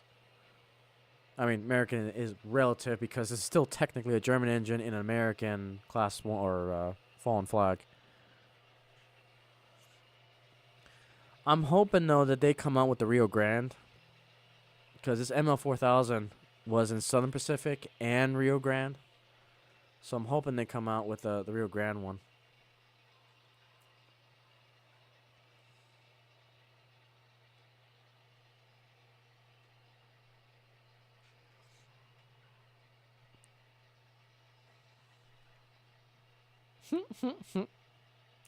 Clean.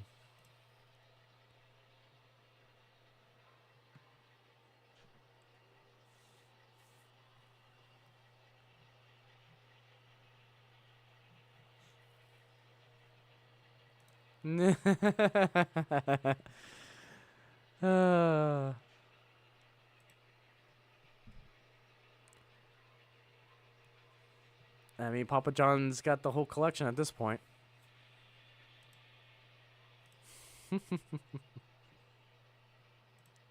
You guys are awesome. Again, I do appreciate you guys hanging out. Again, of all places you can be on a Friday night, we are talking about other people's cabooses. That's what makes the Icey family so unique. I love it. Yeah, we're marching on to 5,000. I think last I checked, we're like 100 and something away from 5,000 subscribers, which is still absolutely absurd to think about. So again, thank you. And we are about 350 watch hours away from monetization. So again, that's all thanks to you guys. You guys, like I've always said, you guys determine when we meet these milestones. I'm just here watching a train going around in circles, talking about the world's greatest hobby. So, you guys are awesome.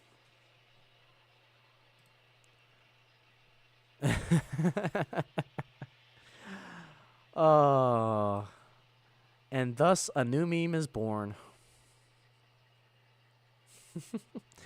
They've got lighted ones. They got ones that make sound. They got ones that squeal. Some that cost $100. Building a maintenance of way caboose, if that's what I suspect from Papa John. You got 5 on my brass, 5 Genesis, 4 changes. Those 5 on my brasses, oh my goodness. Wow. Very nice.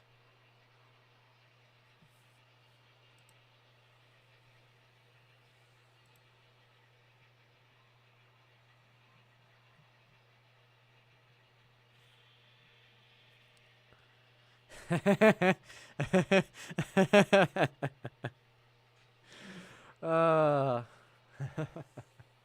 that's great. That's great. You know what I'm going to do now? You know what I'm going to do now? I know exactly what I need to do. I should probably do a caboose train for April Fools. That's what I should do. Make that a tradition.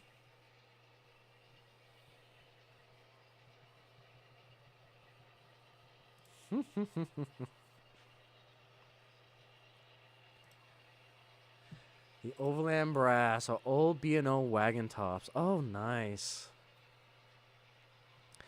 Yeah, that's one thing I wish if I could go back in time to tell my younger self is try to convince my parents to or save up my money at the time and try to get more brass stuff. Because I didn't realize that a lot of these brass manufacturers made so many of the unique, like just off-the-wall locomotives and off-the-wall trains.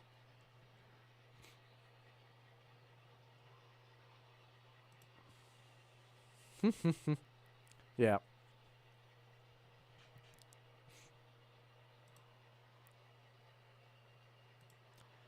Speaking of which, when does April? When's 1 April? Okay, so 1 April lands on a Monday. Yeah, I think I can do that. I just gotta remember to do it. I'll obviously be a video because I won't be streaming that day. But I'll probably make a video on it. Just to show off how many caboose. Because that's a big thing in the YouTube community. Is like, we love showing off our caboose trains.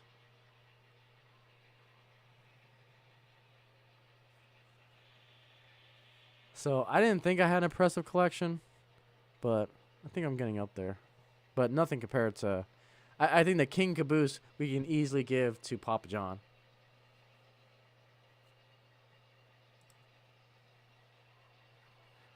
Yeah, I need to go back. I need to look at that.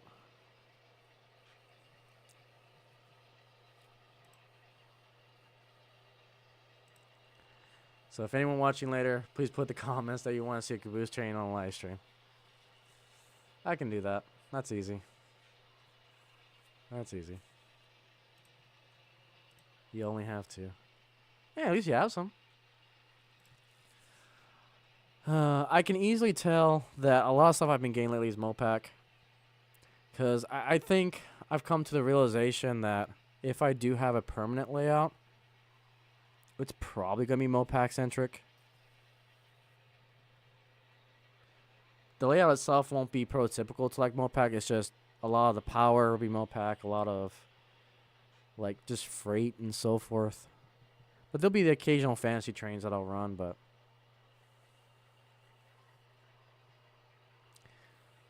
again, pipe dreams.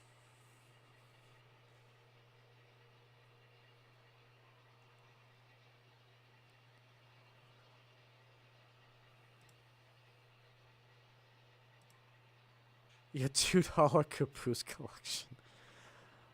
It's worth more than that.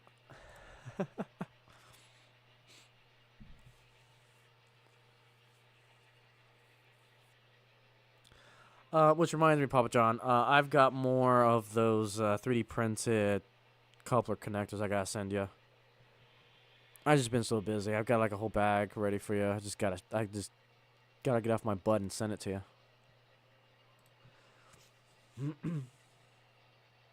Because I had an interesting idea. I need to get back to 3D printing again.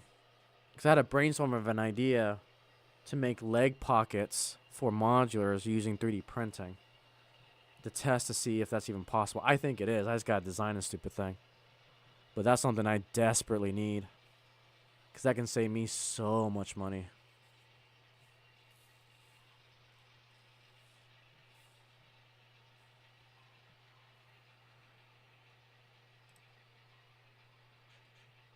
Yeah, that's a fair point, VCR Parts. Papa John knows those deals. I think all your caboose are worth more than most of your collection. If it's one thing I can say, make sure you get your household goods or get your train collection appraised. So make sure you insure it. There's been plenty of people out there that have made videos on how to get your mono railroading stuff insured.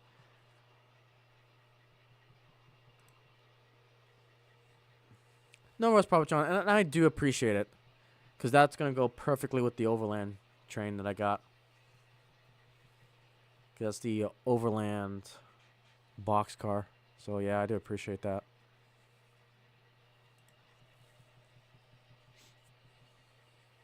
Oh, which reminds me, guys. I know there's a few packages in my P.O. box. I'm going tomorrow to get those. Last weekend was a train show that I was volunteering for, so I couldn't make it out to the P.O. box. I'm going to go out there tomorrow and get those. I think I've got 2 packages already in the mailbox. So, yeah, for those of you who sent packages, again, thank you. You guys know who you are. I appreciate it. Again, it's not nothing that I ask. It's just you guys are awesome. Freaking family's amazing. This hobby's amazing. Love it. So I'll get those tomorrow. I'll try to do videos on Sunday on those and get them out this week.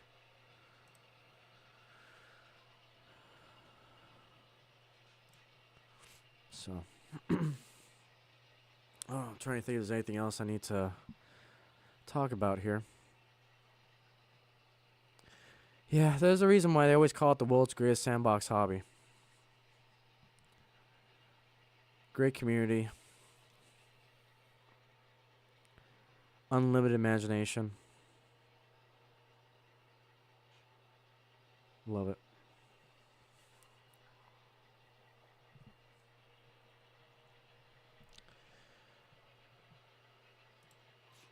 Yep. Yeah, I saw it on your live stream. I saw that car. It's like, oh, I know that car. I did not take advantage of the big sale. I wanted to, but I blew all my money at the Summer Train Show. Yeah. In that video, I said that I I had a bad decision purchase, and that was that Mopac RS3 from Bowser. I spent my allowance on that, and then some. But I wanted that diesel. That diesel was so cool looking.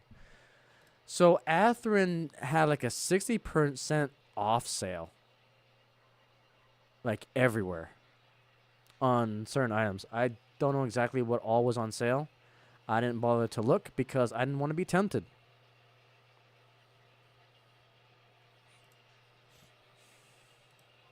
Didn't know about it. I would highly recommend, if you're on Facebook or if you're on Twitter or Twitter X as I call it nowadays, follow the manufacturers. That's when they usually, or get on the mailing list. So that way you know when the deals are gonna drop. Cause that's honestly that's how I get my news. I just follow the Facebook groups, follow social media, and I try to source all that too. You got 2 Roundhouse High Cube box cars. Almost buy one get one free after the final total. Yeah, that's nice, Randall. Why are you now just hearing about this? Okay, so if there's mega sales, then I'll probably try to release an Icey video. I think that's something I need to do, sounds like. Got to March 5th before the big sale ends. There you go. Boom. And even if you go to like Train World. Does Train World know split? Hang on. Oh, yeah. Matter of fact, I'll tell you guys Train World right now. Again, I'm not sponsored by Train World. I just go through them before a lot of my purchases. You got Facebook barely on it. Fair enough. So right up here, huge Atherin inventory reduction sale. So I'm going to click here. And yeah, here's basically everything that they're reducing from Atherin. Some things are 60, some things are just, you know, it's going to be ranged like any other sale. But yeah. No, the sale's still going. Train World still has it going. So again, I go through Train World. You guys can go through whatever hobby store. There's Lombard. There's Iron Planet Hobbies. So, since you guys got me down this rabbit hole, let's take a look at HO. See what we got. So yeah, thank you, Randall. Appreciate that. Matter of fact, looks like I got some shopping to do. Atherin's good. Atherin is top tier for sure. It's just when it comes, Atherin back in the day used to be my go-to for steam locomotives. It's just the packaging when it comes to Atherin. I do not like having to disconnect my boiler from the tender and potentially ripping my wires.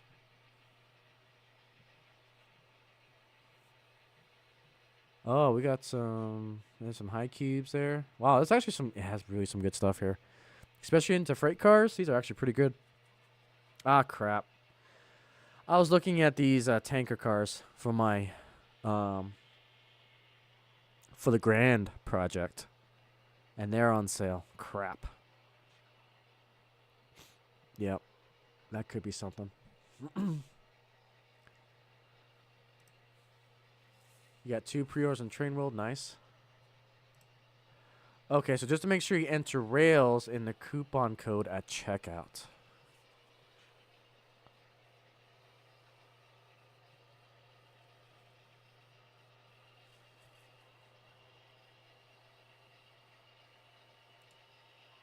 know what?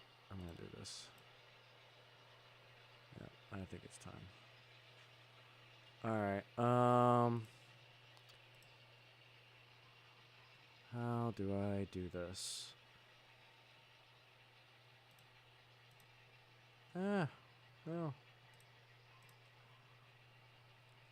This is not wanting to cooperate.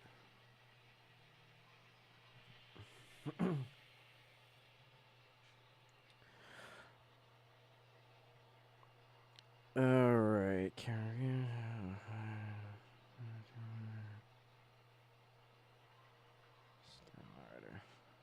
Alright. Randall, you've been here. You've been supporting a lot of my live streams a lot and giving some awesome advice to the family there. I'm going to add you as a moderator. So if you've got links to other things like that, go ahead and post it. But that was a pretty solid find. So I appreciate that. And just for helping out the Icey family like that. So you should have a blue wrench.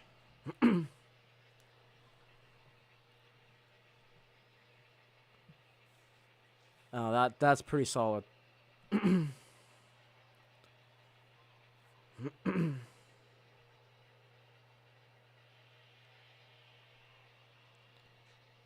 That's pretty solid.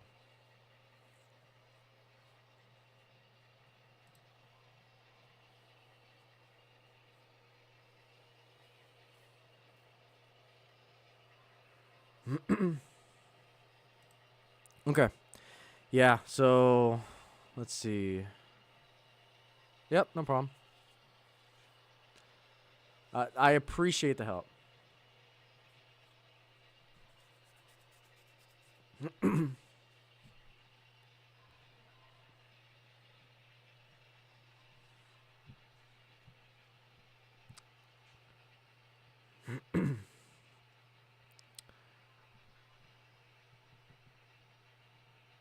Yeah, a lot of good stuff here.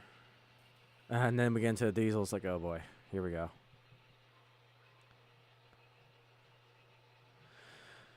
When it comes to Atherin, my biggest advice when it comes, I think Atherin is very, very solid to get into the hobby, especially if you want DCC locomotives. They have some great affordable. They've been typically coming with economy decoders, but like I saw an SD40 that I have on my wish list, and it's like $200 for a decoder and all bells and whistles for the most part, like basic bells and whistles. Not a bad deal at all. Let me.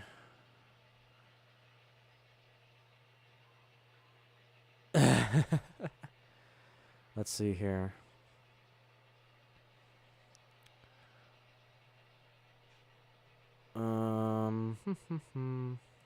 I just want to make sure I'm not doxing myself. So let me go to my wish list real quick. Yep, that's what I thought. Good thing I did that. Yeah, so from Atherin, one of my biggest wish lists.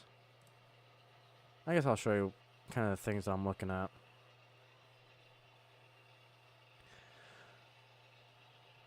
Let's see here.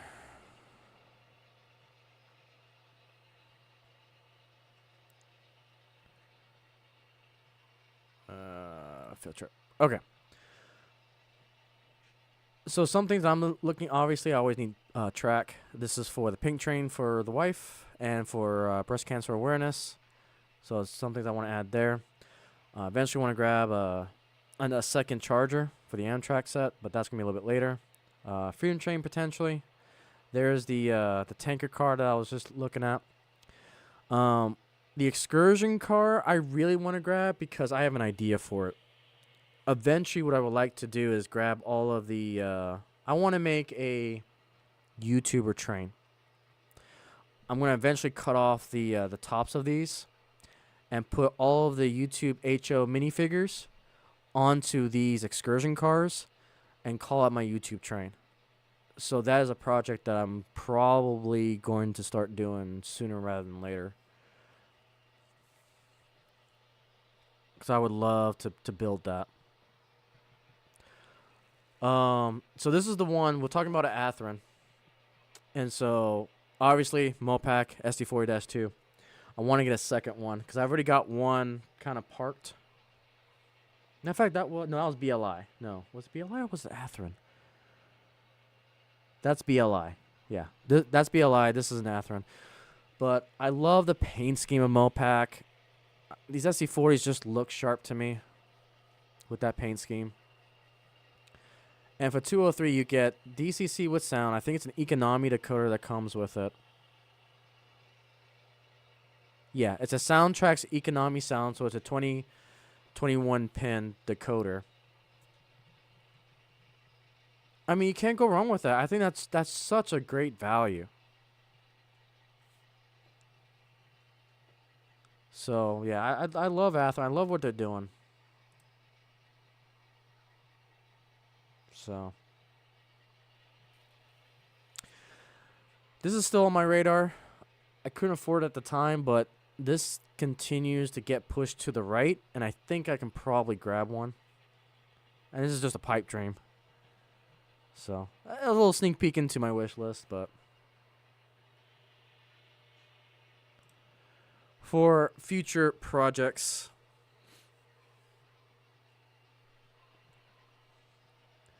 Okay, let me get caught up here because let's see here. So you just got in pre-order the Atlas Gold 81644 DCC unit. I'm probably going to take a look at that. Sheriff badge. Field trip, yep. I appreciate that, Mystic. Yeah, it's something I've been wanting to do. I got the idea from when they did the last meet and greet in Colorado.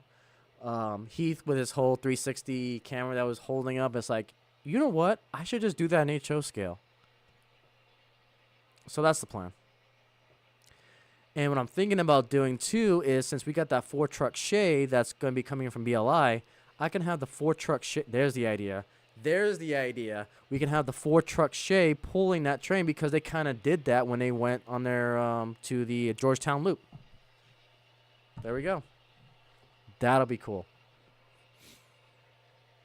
We got the Shay. We can get the people, and we get the cars. That'll be cool. And I think I have a couple. Obviously, I have myself. I think I've got Heath. I think I got Tom's Trains and Things. And I think I have Sparky. I think those are the ones that I have right now. So I got to get like a Dr. No, I got so many to get now. That we can fill up an easy consist.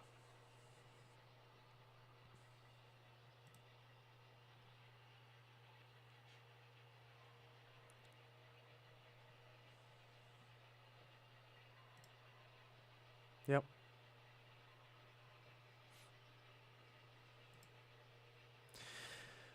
Oh, I can't wait. That's going to be fun. So many fun projects on the horizon. I am making headway on the Grand project. I'm not going to talk too much to it just yet because I'm still debating if what I want to do is the correct way I want to do it, but I'm toying with ideas. And basically, the Grand project is something that is going to be the project that's going to consume the rest of my life. What is the end goal that I want to have with my version of the hobby? And that's going to encompass everything. From scenic kits to decaling to painting engines to the railway. I got a lot on my mind on it. To the lore, we're going to have lore on the channel.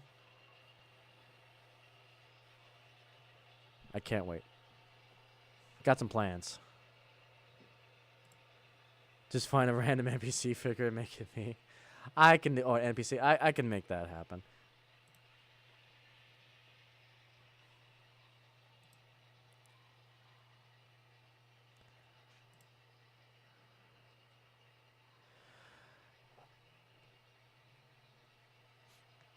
Yep, a $14 rated run box car is just too good to pass up. Yeah, when you get into that type of range, you know, you're almost getting like an old box car for that price, but that's all ready to run and good to go. Like, that's crazy. Yeah, I 100% agree with you, Randall. A figure drinking beer. I can do that. I mean, we already have you on the layout because for the Iceyville, I mean, we already have lore a little bit. You know, your mystic powder is key to Iceyville. We take that we take that mystic powder and convert it into a lot of the fantasy, um, a lot of the fantasy products. Which that mystic powder is part of the grand project. I'll leave it at that as well. It will make it into it. And I think what we're going to do is we're going to have like, I think the way it's going to work is that we're going to have like a basic color, meaning raw mystic ore or mystic powder. And then it gets converted into different elements for the different fantasy things that we produce on this layout. So we'll probably have like, if we need to convert it to like a dragon or something, it'll be like a purple powder. If we need to convert it to something else, it'll be a different powder because we can get crushed minerals or crushed gems. We found some fine, some coarse, some heavy gemstones because my wife also loves doing gemstone stuff. So we found a Etsy store that can crush a lot of... Oh, that's a cat. I thought something was derailing. It's like, oh, that's just a cat. So, yeah. They have figures on me. Yeah, I had to forget. How the operation planning coming along. So, I was taking a break from operations because I got bit by the wooden kit bug and the scenery bug. It took me a while to get the scenery bug, but I got the scenery bug going on right now. So right now, most of my operation stuff is actually on my 2 shelves in my closet right now. But I've done some scenery stuff, and I'm starting to get that bug again for operations. But what I want to do with operations next time on this layout is it's going to be 100% Mopac power driven. And with my new diesels, especially with that RS3 looking so sharp as it is from Bowser, I want that as part of my operations as well. So I need to get that inventoried and onto our card cart, and I think I'll be good to go. So that's where I'm kind of at right now. Where I'm kind of stalling right now is making new cards. I'm just not typically in the mood to make cards. I gotta be in a good mood and really ops bugged to make cards because they are quite tedious. And I'm also thinking about building new modulars. So that's also in the works. I'm debating how I want to build new modulars. So I still gotta build Kirby. The biggest obstacle for me right now is this freaking Harbor Point. I go back and forth if I want to finish Harbor Point and get it the way it needs to be, or do I just create a Harbor Point 2.0 with the bigger frame so I can have potential dual track running. But it's going to be a huge 4x4 freaking sheet of a modular, and it's going to be like an L-shaped. Yep. Don't let the cat derail the train. They're pretty good. They're not like Anthony Dodge's cats that plan destruction on his German layout.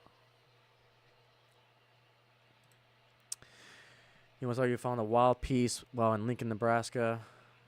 You're at a Target store and they had one piece down Sunny kit, but it wasn't the HO scale. Oh no. Oh. They probably had the smaller ones. Yeah. Yeah, we ran into a little bit of a hiccup with the One Piece. So completely off topic. I'm a huge fan of One Piece. We got sucked into it from the live action Netflix. So and then we're watching the anime right now. So my local anime store has the One Piece ships, and I did a photo on that on the community page. So Harbor Point is going to have the One Piece ships. We've got the Going Merry, the Thousand Sunny, and we got the Red Force ships. So I want to have those on Harbor Point. It's just right now, we got to find the right paints for those ships. And I think the Bandai, it's all in Japanese, so you gotta convert them to English. And then we gotta find the right paints for them so that we can keep it somewhat accurate. So that is kind of slowed us down in those kits. And Harbor Point's not ready for them. So realistically, we won't start on those kits until Harbor Point's done. Harbor Point's being delayed because of my laziness. So, oh, your cat got too old to jump on the layout. Yeah, so the small kits, if you want to go after the small kits, they are perfect for T-Track. My wife and I have been discussing that too, because in the smaller kits, they have a library's worth of ships from One Piece, including the Marines. They got a lot of the Marine ships, whereas in the larger kits, they only have the 3. And my local store hasn't gotten any new ones. And matter of fact, the bigger scales, they've shrunk their selection. Oops, sorry, I hit the mic. They have only the small ones, so we may also do a small T-Track One Piece modular as well. But that's in the future. And for that modular, I would probably take to a show, because that would be really unique. That'd be kind of cool.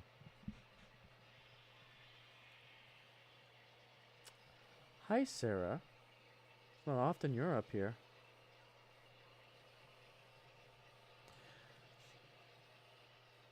So Sarah is the twin cat of Mary, and she is a daddy's girl.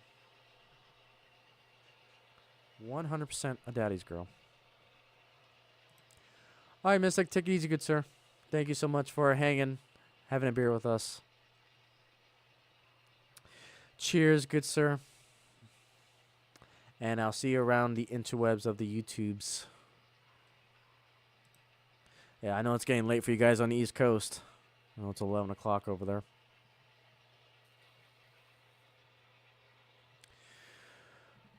But our German diesel is purring right along. Get you guys the overhead shot here. We got the decapod peeking out at the bottom left, and the Challenger peeking on the upper right, or upper left, I should say.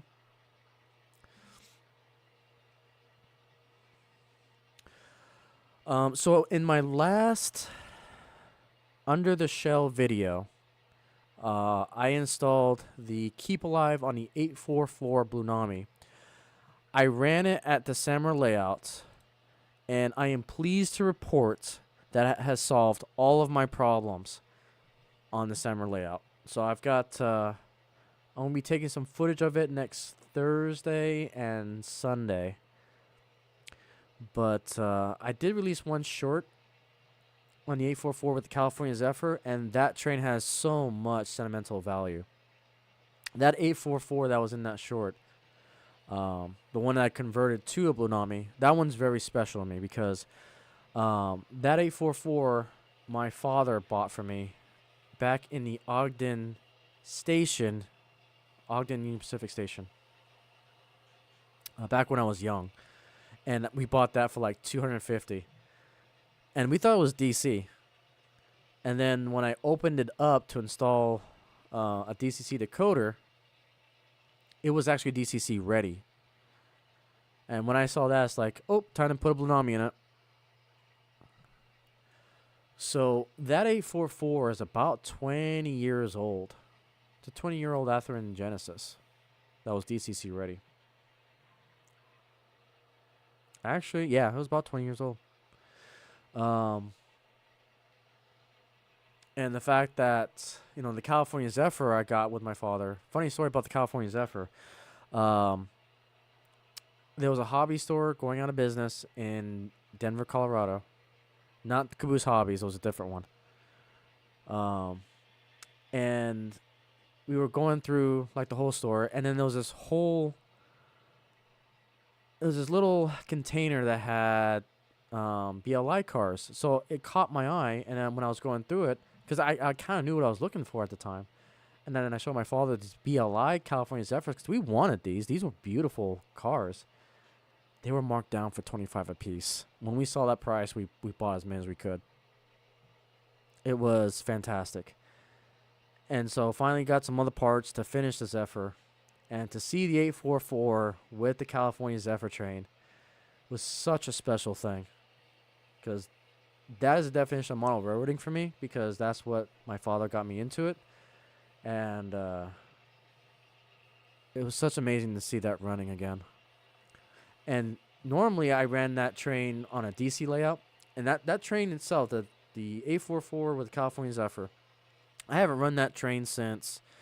When's the last time I ran it? About 5 years. Yeah, it's been about 5 years since. No, more than that. About 6 years, 6 to 7 years maybe. Yeah, 7 years. Because at the time the 844 was DC, and I ran that on the Great Falls layout in Montana when I was there. And so seeing it run again as a DCC state-of-the-art Blunami with the Blunami in it, it's just that represents what the hobby's all about for me. Having the sentimental value from my childhood with my parents to looking forward with a Blunami brain in it that I can run from my phone on a DCC layout. Love it. You'll be seeing a lot more of that consist in upcoming videos.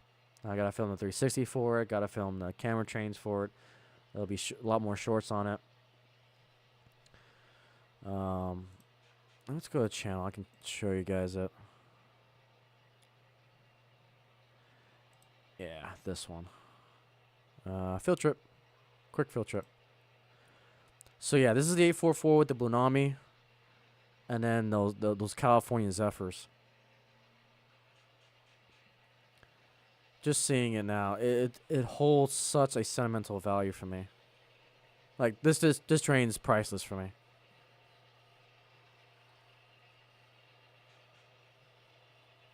And it ran so well. Yeah, if you guys ever go into a Blunami decoder, a keep alive is a must. A keep alive is a must.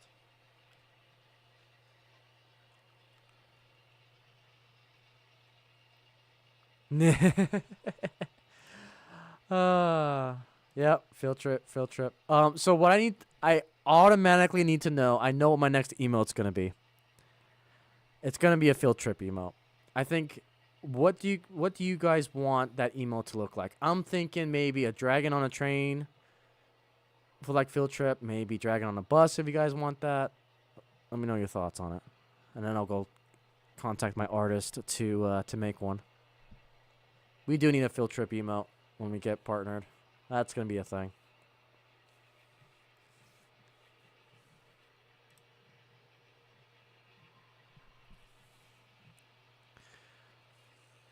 But yeah, and I wish I could run the California Zephyr on this layout. The problem is those Zephyr cars do not handle a 25-inch radius, which again is another reason I'm probably need to just create a brand new modular so I can have a 30-inch radius, just so I can run the Zephyr cars on this layout.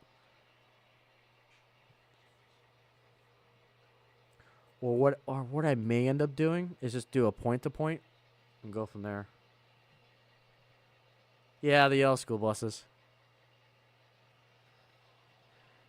Yeah, I probably will do that. I'll probably do like the Rayron head or the Rayron chibi version in the school bus or something like that. I'll talk to my artist and see what we can come up with.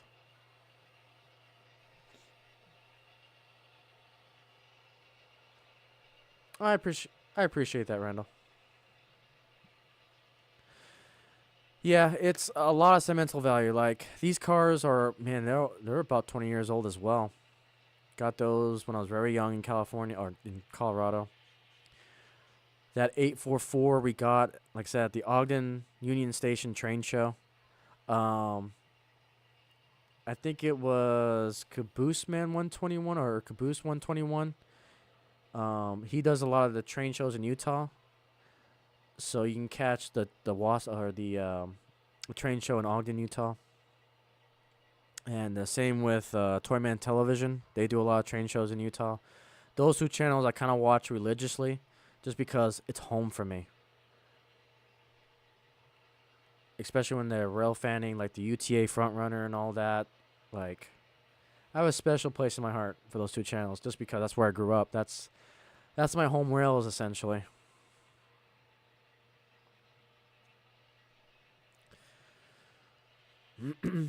So, yeah, I love this concept. So there'll be more videos on this in the future. But this is the only one I have, I think, on the shorts right now.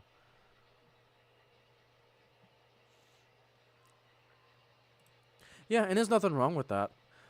I tend, for most of my passengers, this is probably the only... These are the only Athearn blue boxes that I have here that are passenger cars, is the Daylight. And the BLI California Zephyr is the only one that's kind of the upper price range. Well, relatively speaking, because again, I got these on sale. Everything else is River Rossies. Either River Rossi or AHM.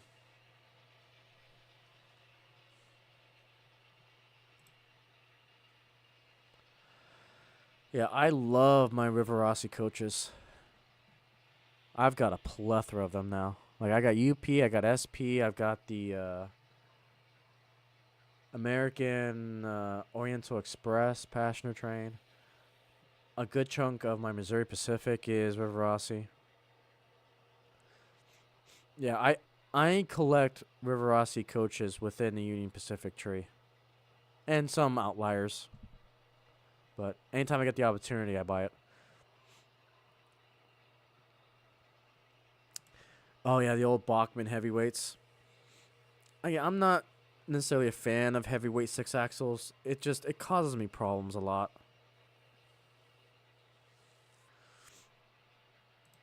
Athearn Amtrak cars and Rossi TSF heavyweights. Nice. Nice BCF parts. I wonder if I can get my second. Let's see here. Not that one. Nope, that one's definitely not working. Oh, this one's working. Sweet. Okay, let me take the mobile cam here. If you want to see some cuteness, it's like, Daddy, what are you doing? Well, you're giving me your belly, so of course I'm going to scratch it.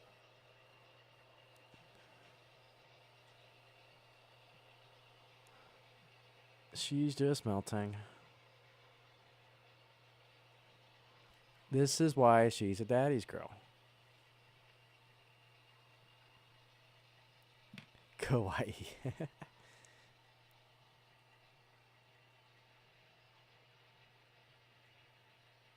Yep. And this is why I put the... And that's the thing about cats. Like, if you catify, quote-unquote catify... So I watch a lot of Jackson Galaxy.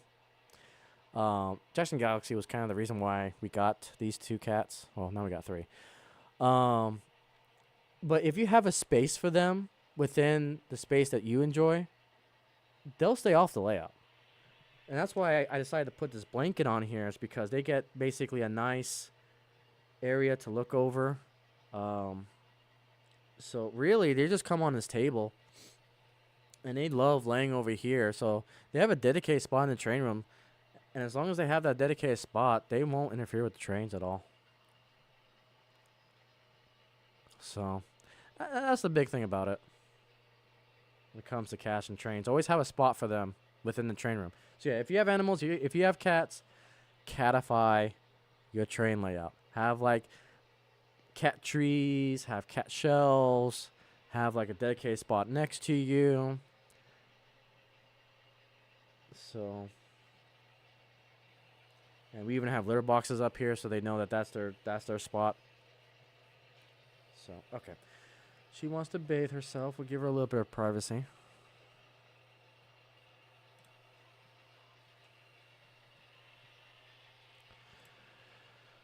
We got a couple of Frisco coaches.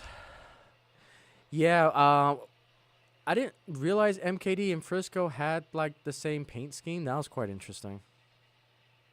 And I think they were part of the same train for the Texas Special. Again, I'm a little shady on the MKD history. I'm trying to get a little bit more knowledgeable on MKD. It's definitely a part of my collection I'm still kind of weak at. But I've got a lot of pre-orders to fix that. Kuwait. Found one Athearn heavyweight in a bargain tub at Mid-South Hobbies in Memphis. Need to get some wheels for it. Spoiled kitty. Yep. Yeah, wheels are a little bit tricky with Riverossi. Just because sometimes you may have to drill a bigger hole for the axle, so that way it'll spin a little bit better.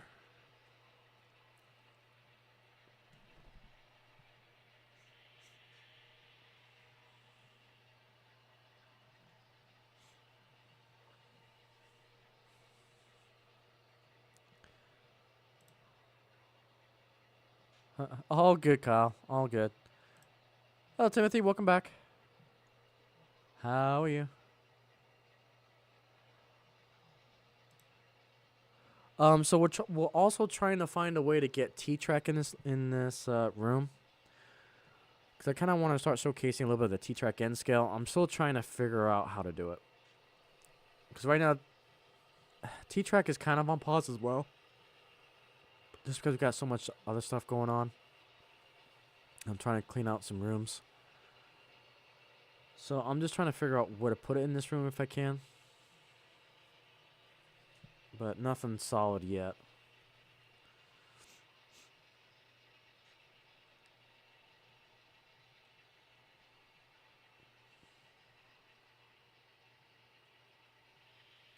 Okay, I think what we'll do next is I've been robbing you guys of POV views for a while. So once the engine comes around, we'll get you guys on board this German engine, and we'll have you guys go around the layout.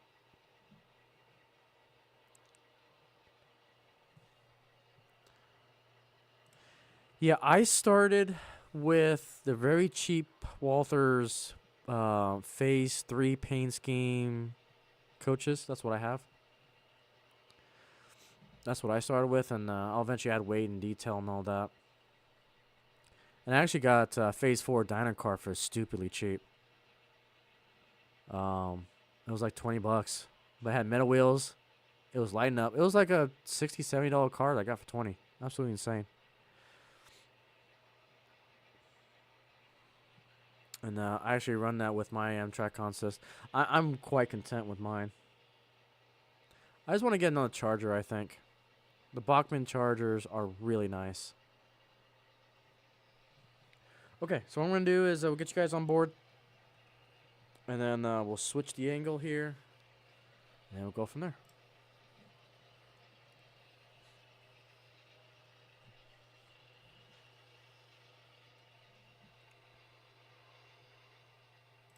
And I just realized I don't have this set up.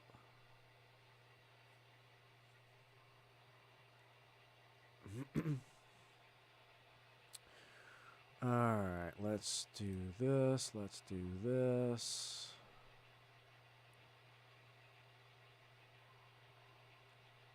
Okay. And then we need...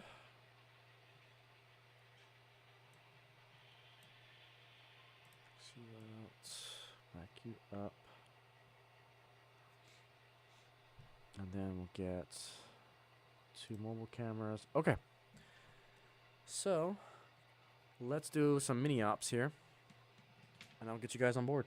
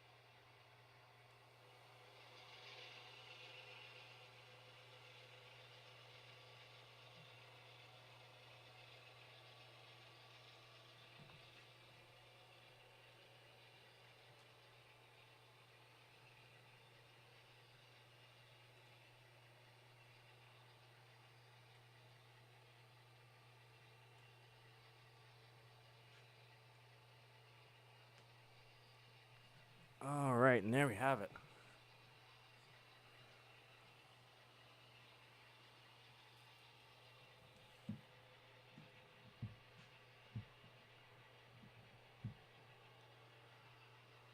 All right, so welcome aboard. Our German engine's in the front on the right-hand side there, along with our daylight in the back on the left. Been a while since we had this camera angle, so figure, you know what? Let's do it.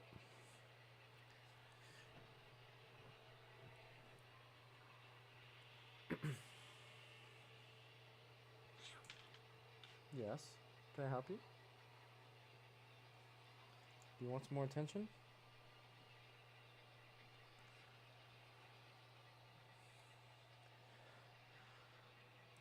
Spreading all that love.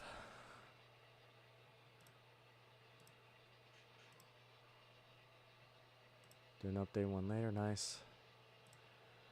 Put your Atherin Legendary Liveries SD70 through its paces today, like we saw out of it. We may have to trim up the sanding lines a bit on one side.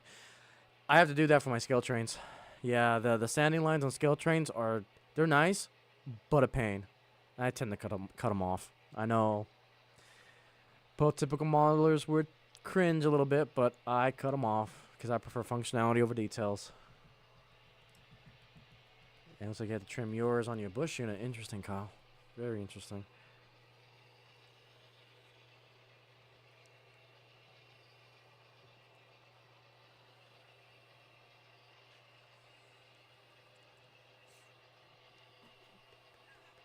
Yeah.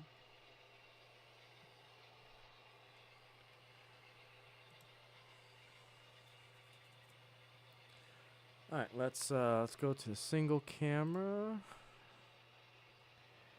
and get you guys that front view of the diesel, since that is the star of the show for today.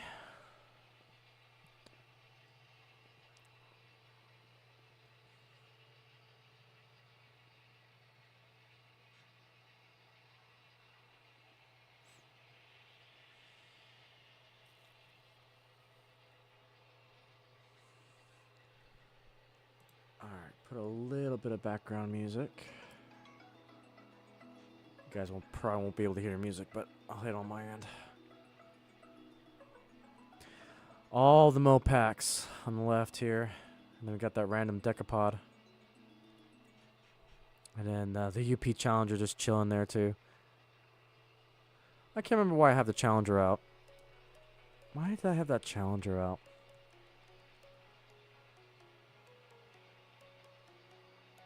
I can't remember. I think I did it for a special.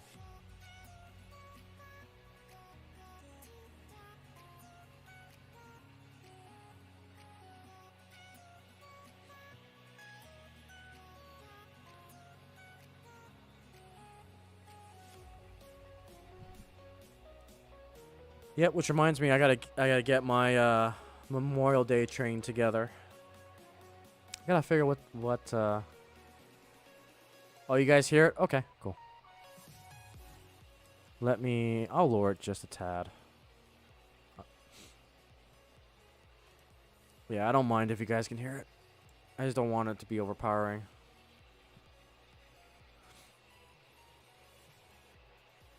Appreciate that. Yeah, if it's too loud, just let me know. If you can't hear it, that's fine too. All right, so we had the Atlantic SP, and we had that brand new GS4 from Broadway Limited with the Paragon 4. Taking a rest.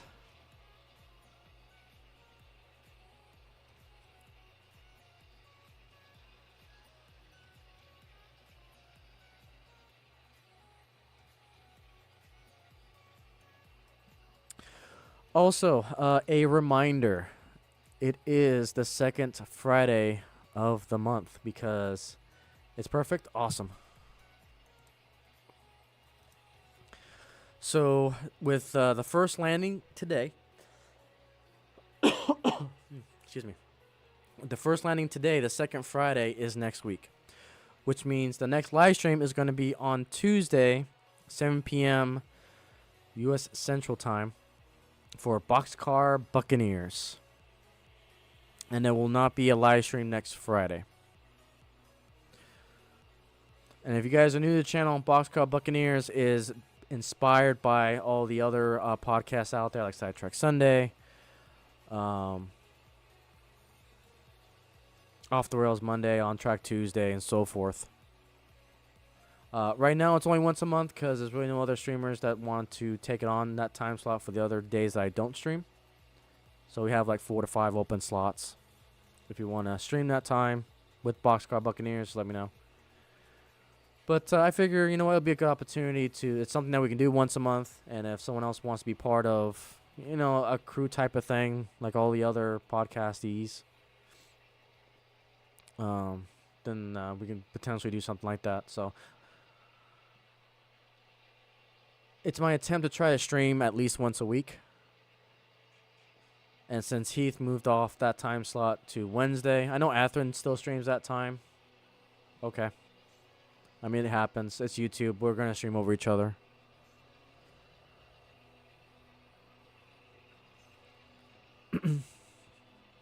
But, so yeah, next week we'll be on the Boxcar Buccaneer Tuesdays at 7 p.m. for next week. And no Friday live stream next week because I'll be at the Summer General meeting.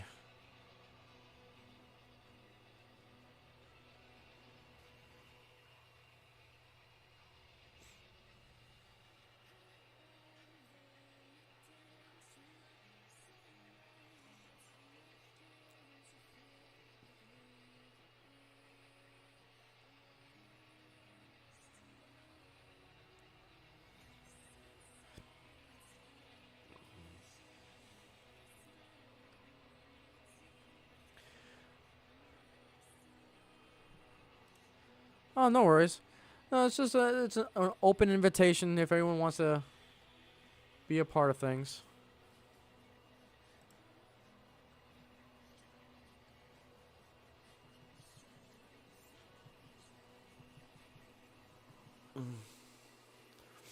Which reminds me, I gotta set up that live stream before I forget.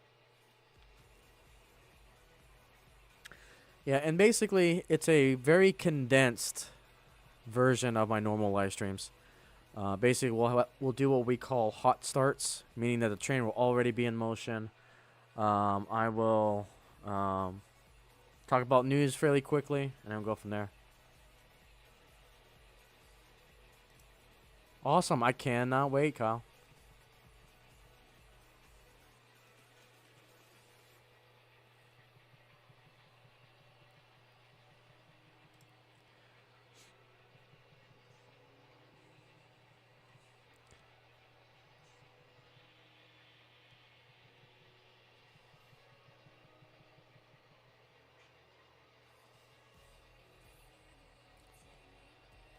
Yeah, the big thing about streaming is just have fun with it.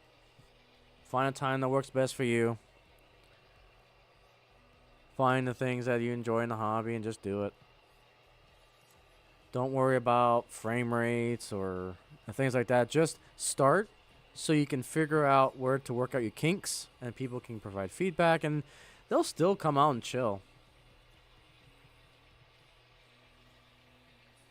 That's the great thing about this.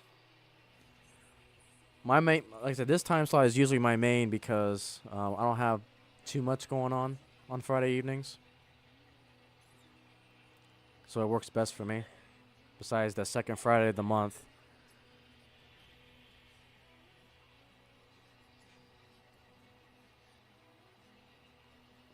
If it's one thing, though, I think I would definitely advise if you're going into live streaming. Again, do what works best for you. But I would also caution with the caveat, try not to stream Wednesday in the afternoon. Because, good God, Wednesday is such a cluster of live streams. My office computer, I've got 4 screens, and each one of them is typically on a live stream. So it gets crazy on Wednesdays. Now, I know, was it the Crossing Gate podcast is about to wrap up for the season. But when you get like TSG, it was like, I think it was last week we had TSG Multimedia, we had Mini Prince, we had Heath, We had what else? Like, it was crazy. Just how many? It's great. Don't get me wrong. That's great for the hobby. But my goodness, that is a jam-packed night of just content. And sometimes I still miss a live stream, so I have to watch the replay of it. Probably need to get a computer first. Gotcha. Probably be a weekend. 4/12. Yeah, gotcha. But yeah, at the end of the day, I mean, if you have to stream over someone, you know, it happens. That's life. But it's appreciated that people do think about each other and try not to stream over each other. I have never seen that in any other community for the most part. Because people tend to just stream when they can / want. But it's really rare that you see this many content creators try not to stream over one another. That's what makes this community so freaking great. It's the best one on YouTube, in my opinion.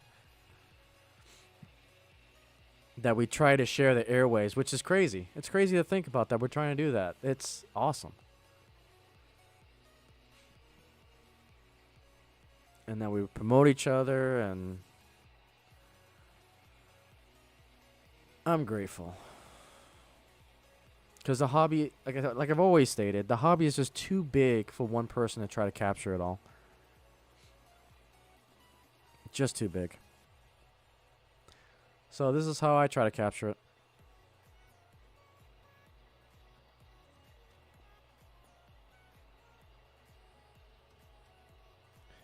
I am that crazy type of person. I love seeing a train go around circles. And that's why in all of my layout plans, I gotta have continuous running. Got to. It's a must. Now, it's definitely led to some interesting challenges. Like, do I do a balloon loop with an auto reverse? Do I want to mess with auto reverses? Do I want to mess with bridges, with lift out bridges, duck unders? Because I don't want to do a duck under when I get older. There's no way. I think by far the best bridge well, I don't know if I want to say best. I love the idea of a hydraulic lift bridge. There's a company that makes a modular for hydraulic lift. I can't remember their name. You got the drawbridge design. Scott Rails just did a video up on his bridge, and that looked amazing. Dunadas James has a beautiful lift up bridge as well. I wish you would do a dedicated video. James, if you ever watch, I would love to see how that, just love to see more detail on your lift up bridge, because it looks amazing.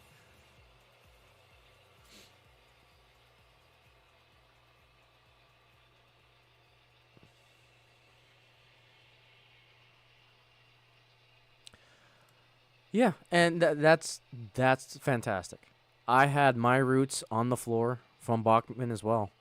I give Bachman a lot of crap, but I'm also very grateful for Bachman because they had their time and place in my life that got me into the hobby, and they still have a place even today. Not as much, because I've gone to other companies, but Bachman was a huge staple in my life. Bachman got into the floor layout because I originally started Christmas tree around the layout, and I basically put Atlas track on the floor, and that ate up a lot of my diesels back in the day because of hair and dirt and all that.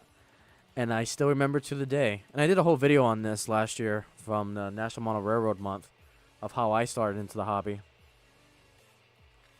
And I started with, I think it was like an PFP40 Amtrak diesel with 3 Amfleet cars in their Bachman Spectrum carrying case. I remember like yesterday, it was their premier flagship when they released Easy Track for the first time. And I remember that to this day. And that got me going. And even if I didn't have this modular tables, or these modulars, I would probably still be using the Bachman oval track system. Or I'll be probably using a hybrid of straight tracks, and or I would probably go to Kato. Would probably be another option I probably would have gone to, but I appreciate Bachman. I do.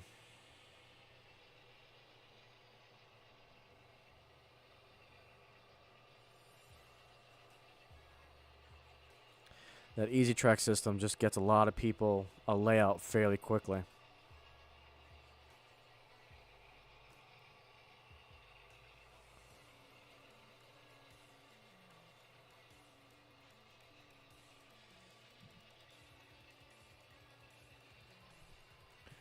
Alright, let's get you guys the 4-view look here.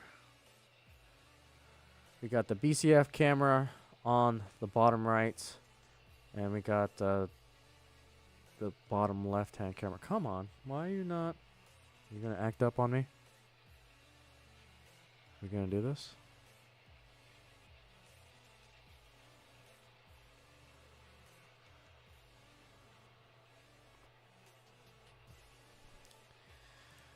Nice. Probably go to code 100 Atlas. So, from experience, the Atlas Flex Track Code 100 is not bad. The turnouts are sketch. I cannot begin to tell you how many frog turnouts I've had to glue back in because they were cheaply made. Because whatever they used for the Atlas frogs kept coming off, and it was not level with their main rail on the switch. Yeah, that's just not going to cooperate, is it? Alright, whatever. Let's keep you on this one for a little bit more. So I moved on from the Atlas to PIKO Code 83. That's what I use a lot on this layout. Now, obviously, there's downsides with 83, like you can't use large flange or pizza cutter wheels, is what the nickname goes for, because they'll just rattle all over the layout.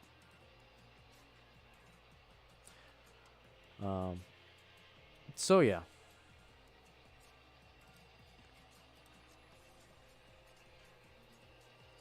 But I get the understanding for going Atlas.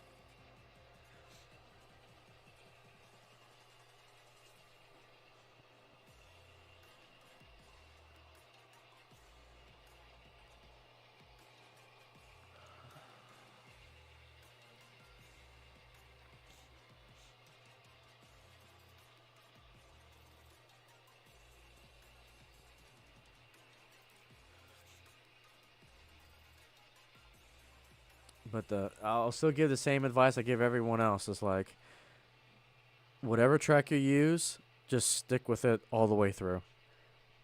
If you go Walthers, stick with Walthers. If you go with PIKO, stick with PIKO. If you go with Atlas, again, I can warn you about the turnouts, but just keeping it all together.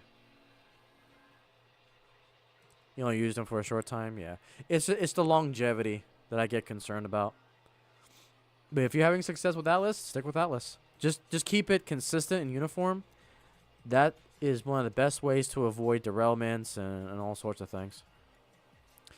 But yeah, I know the PIKO, the Atlas that I've messed with. I was part of a club back in California, and we had this 2 modulars called Switchman's Nightmare, and we put nothing but Atlas Code 100s because it was the option to go to, and we had a lot of problems with the frogs,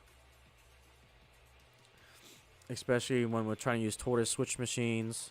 We had a lot of shorts because sometimes the groove on the frogs was too big or too small.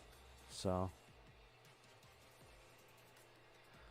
but if you're having success with your railroad with Atlas, then just make sure your whole layout is an Atlas 100. So, I'm not advocating for any particular type. Again, I am biased towards PIKO Code 83, but I recognize the fact that there's other better ones out there. So, because it just comes down to an apples and oranges, and I just say, you know what? I am biased towards PIKO. That's what I use, and I can only give you experience of the others. And another reason why I went to PIKO was before hand drilling nails into the ties. My previous mentor back in California and we did an experiment. there was an interesting technique of nail gunning down the ties to the cork, to the road bed, and so forth. And we had discovered, we did a test on all of the ties. We tried it on Atlas Code 100 ties. We tried it on microengineering. We tried it on PIKO. And we tried it on Walthers. Each one of them that we took the softest pressure that we can apply to for the nail gun, along with the smallest nail possible, and we would nail gun the track to the cork. Out of all of them that we tested, PIKO had the strongest tie. All of the other ties, the nail went right through the nail went right through all the other ties. And that was a selling point for me. And then I started to realize how good the Unifrogs were from PIKO. Granted, they are expensive. I've got 3 PIKO turnouts on this layout. No issues whatsoever. Smooth as butter. And they've been installed for about... Phoenix Point is about a year. No, it's more than that. It's 2 years. So that PIKO Unifrog's been good to me. And the 2 on the Wave modular have been excellent. Oh, I'm sorry about that, Papa John. Didn't know you lost Wi-Fi. At least you're back. Appreciate you coming back. But again, the same can also be said for Walther's Code 83. A lot of people love it too.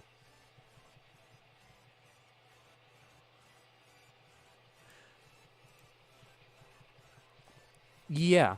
And to be honest, I gotta put my bias aside. If you're going into debating which one to go into, me personally, if I would have to redo it again, if that nail gun tie wasn't the end all be all factor for me, where I went to PIKO, I probably would be going to Walthers. And the reason why I say that is because Walthers is coming out with innovative track work that's putting PIKO behind. Like, they got the double crossover. They got the single crossover from left to right, right to left, all in one piece. They are innovating the way you wire the frogs. Like, you don't have to mess with the frog.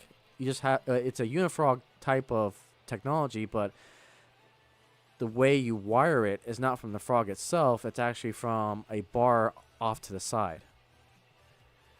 So, if I were to do this again, I would go with Walthers. But I'm committed to PIKO, and PIKO's still good. I love PIKO 83. But Walthers is definitely innovating track design. And they got a freaking track piece now that's that can slide. So, like, if you're trying to join 2 modulars together, you can just slide the 2 pieces. Like, it's really innovative stuff. So, like, what I'm actually contemplating doing, too, is if I do a permanent layout in the future, I actually want to try Walthers. Make that whole layout Walthers so that way I can compare the 2. But for the functionality that I need, Walthers gives me that because they got the double crossovers. That's purely the big reason. PIKO doesn't have anything like that, unfortunately. And I haven't seen anything from PIKO coming out that they haven't announced anything new in a while. I have to do a little more research to see if that's accurate, but I think Walthers is kicking PIKO in the butt a little bit. Because, again, I'm big on functionality. And Walthers has got a lot of good stuff.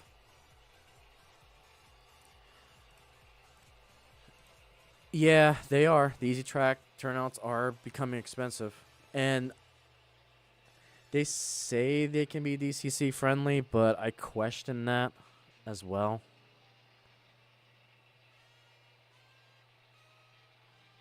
So, yeah.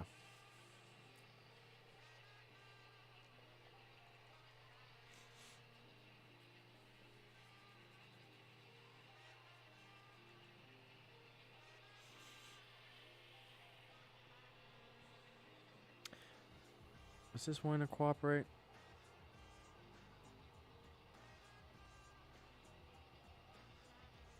Alright, I'll tell you what, let's do this. Let's bring you guys back to all the cameras.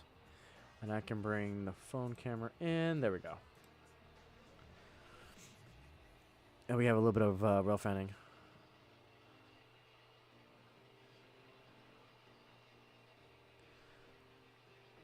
So, and here, actually, I need to rephrase a little bit. Because another thing that has been grabbing my attention, and I keep forgetting about this, is freaking fast tracks. Because fast track, if you really want your value for money, fast track is the way to go, and just make your own freaking turnouts. The problem is the entry cost to get into it. You're investing hundreds of dollars just to grab all the tools, but in the long run, it makes sense to do it. Because you can make a crap ton of turnouts for like dollars of the amount. So again, it depends on how many switches you're going to have if you want to make the investment. So, yeah. Oh, very fair point. Yeah. Yep.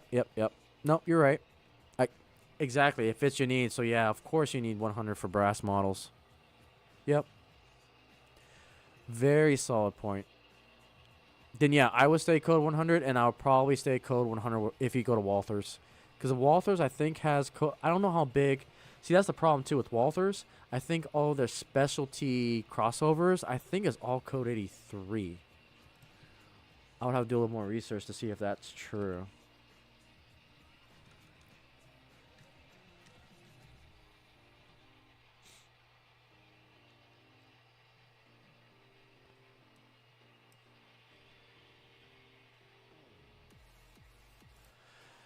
Yeah, that's Jason the Train Freak. Yeah, he uses Fast Track. Matter of fact, a lot of MMRs use Fast Track because you even see it on another good person to watch. Actually, there's several people that use it. You've got RC Grab Bag that uses Fast Track. He's got some videos out on it. Jason the Train Freak uses it. I think Split Rock uses Fast Track. Don't quote me on that though. Not sure. Union Pacific Emiston Subdivision. He uses Fast Track because he has a crap ton of switches. So, if you're gonna make a basement empire, look into Fast Track. It is. I get it. It's expensive. Like the tooling is what's gonna be expensive. We're talking like $500 to get into it. I am too, but I know I need to do it. It's another part of the hobby. I'm going to be that person that's going to do everything, but be a master of nothing. It's a jack of all trades, master of none.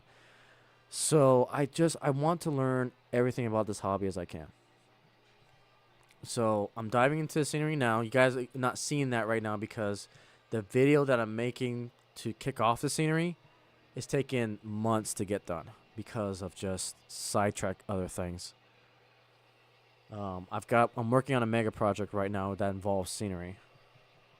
So I've been learning how to ballast again, been learning how to do scenery again, how to paint the rails. I've learned very quickly that I want chalk powders to get the rust effects on the tracks. Ink pens is another one I want to grab. And then that scenery work has led me down the rabbit hole of wood kits. And I knew it was going to happen. It was just only a matter of time. So I've been watching, lately, I've been binging a lot of tutorials on wood kits. So Tom's Training Thing's got a lot of great wood kits from bar mills that I've been watching. Watching a few others do kits from ITLA. So I've been that's fair. Okay, so if you're not gonna do like a whole big basement empire, and if you're just gonna do a small yard, I probably wouldn't recommend fast tracks because fast track is those that make basement empires. Like one of my dream goals is to have a basement empire. Now, how that's going to look like, I have no freaking clue. I've been toying with the idea. Okay. So a little spoilers into the grand project. I'll give this, since we're kind of on the topic. Been debating between designing a permanent layout or a half and half layout, meaning half modular like this, using Fremont modulars that I can just take out and put in, or just going all ham and making a permanent layout.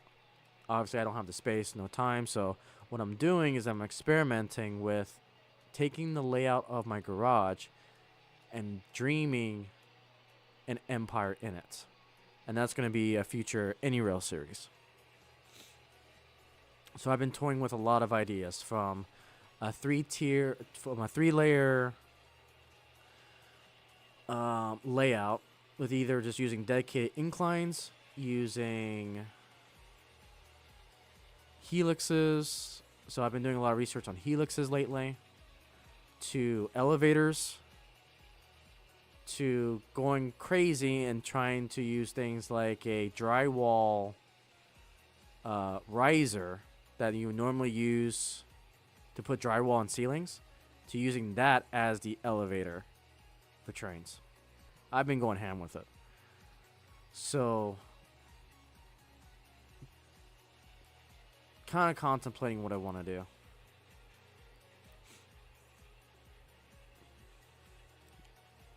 Yeah, here in Texas, we don't have basements either because the freaking soil is clay. Learned that one out. Paid a hefty price for it, too. We had to get our foundation fixed because of it. That was fun. One of the many reasons why I can't do trips this year. At least outside of Texas. And why we officially canceled the Amherst visit this year.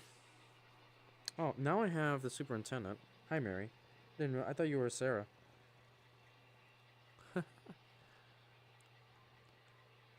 So yeah, I've been toying with a lot of things. A lot of things is going through my mind. And it happens. I go through an ops phase, and then I go through a scenery phase, and then right now I'm kind of just... We're getting a lot of new diesels and steamers in, so kind of just back into the rail fanning stage. So, again, it's a journey, and I appreciate you guys enjoying this crazy journey with me. Yeah, we did our very first wood kit. So I did the video on Mini Prints and ITLA's outhouse. That was so much fun, just building that kit. Like I was playing with the waters to see if I would like a wood kit, and I actually enjoyed doing that. Like, this is completely radical. I think I enjoy the wood kits more than I do like the Walther's plastic kits. So,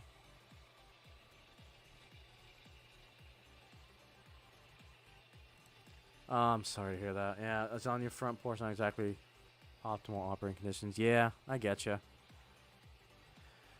And that's where too, like, if this is not part of the grand project, it's more of a how far can I take just model railroading. And I talk about this a lot on other stream channels. I would love to see HO go into gardening. And we have most of the pieces to do it. It's just that battery. The battery is the last piece to figure out. I mean, there are some people that still manage to find ways to do HO outside, but ideally for me, I want low maintenance HO garden layout. And really it comprises of three things. 3 printing track. The Blunami command and control, which is there.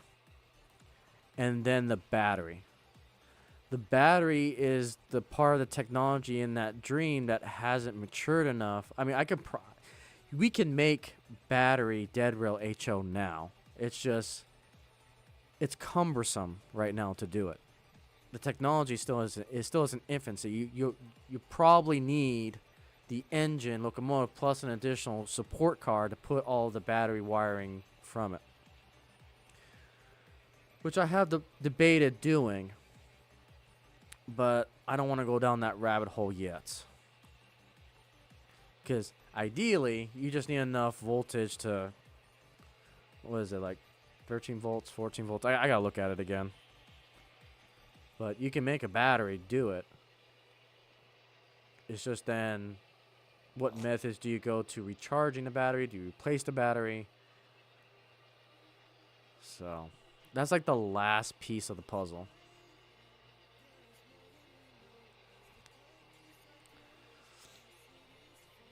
Because if we can take the HO outside like G-Scale, we'll be in business.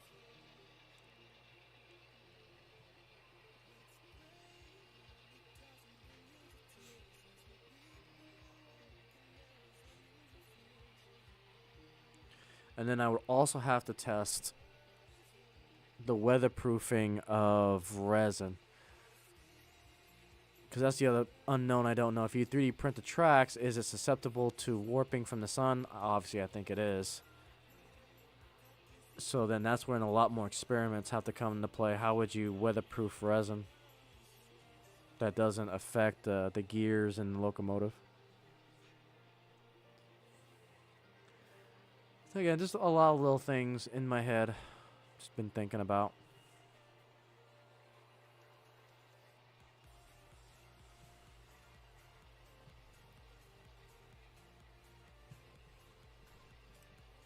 You don't know how you feel about it. Again, it's not for everyone.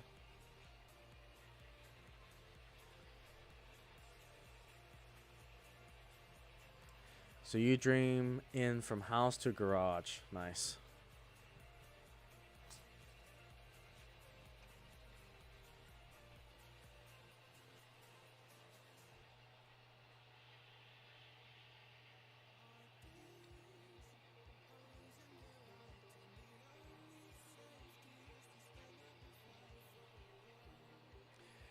Because the way I think I would imagine an HO garden would be very similar to how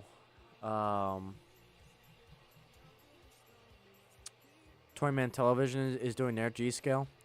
Going from inside the house onto the fence line. So that'll be kind of something I would imagine doing. Taking it from inside the house to outside the house onto the fence line. To have that space to build the layout or expand the layout.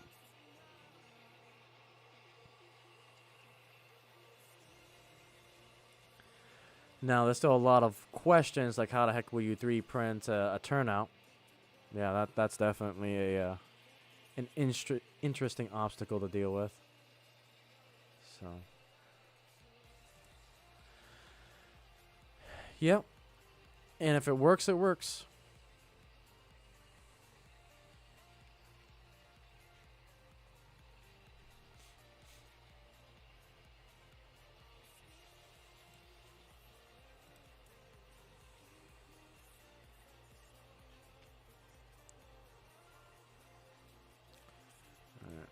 Let's get this 180 back on this thing.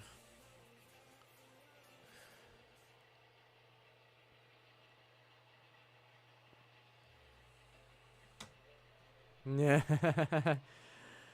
Yeah. Call your HO Garden the Wicked Garden Railroad. Then get copyright claim by STP. The Stone Temple Pilots. Yep.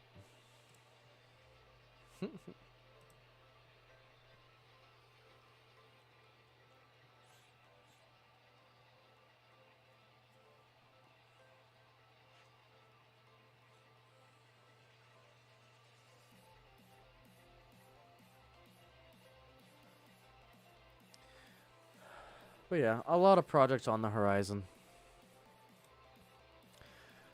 I still need to get another wooden kit that I want to grab. I think it's by Late Night Trains or something like that. I think that was the name of the company. Or Late Night Hobbies. Is that? No. Ugh, that's gonna drive me nuts. I don't know why. I don't think it's not.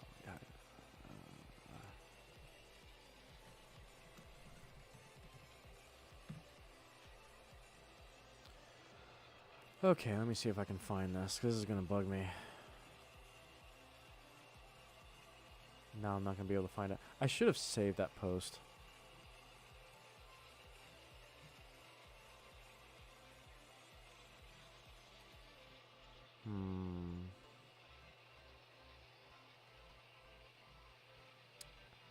Darn it. I keep telling myself to save it, and I don't save it.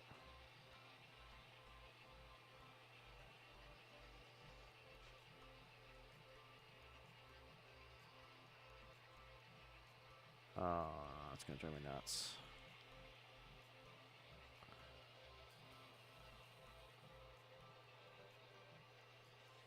But anyways, I know I got another kit I need to grab. And I need to get the freaking stains too, the hunter line stains. Yep.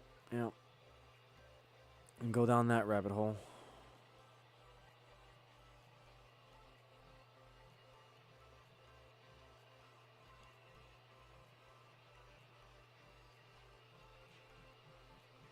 Oh, there we go. Late night hobbies. That's it. Late night hobbies.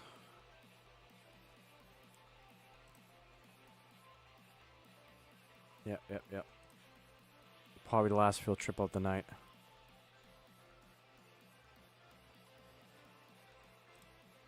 So yeah, late night hobbies. Also another fellow YouTuber. They're into the laser kit business now, and they've announced these first kits. And I like the business model. From what the owner was saying, these are like very basic kits. They don't have a lot of detail or anything. This is more modern that you'll find kind of out in the wild, but you can add more details that you want to it. And so these are perfect for entry level for me. And he's also making flats. So that's what I want to go after, because I do want to start getting some flat build or some flats on this layout for scenery. So I will pop in. I figure this will be a good way to get my foot or my feet wet when it comes to wood kits.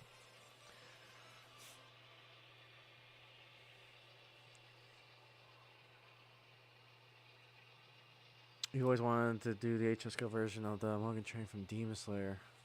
Nice. Yeah, that would be awesome.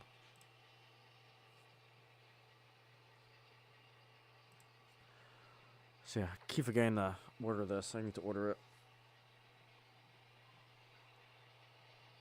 But yeah, I like these buildings.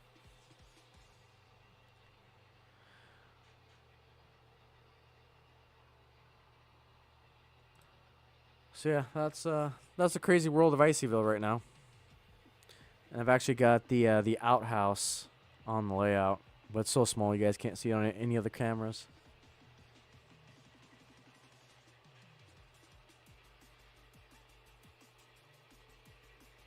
Well, thank you for being here, Timothy. I appreciate you.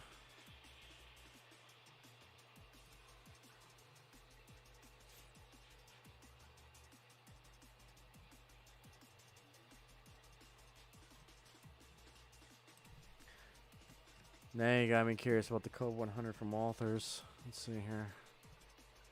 What do they have?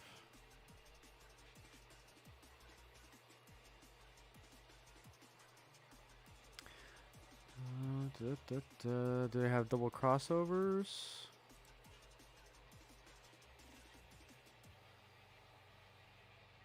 Got a lot of turnouts. But I don't see double. I think that double crossover is code 83.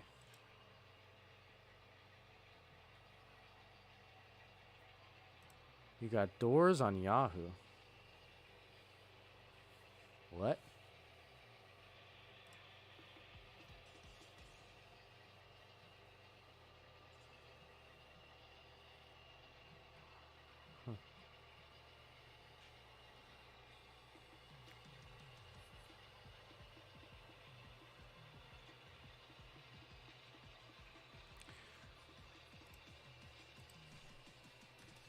Let's see here.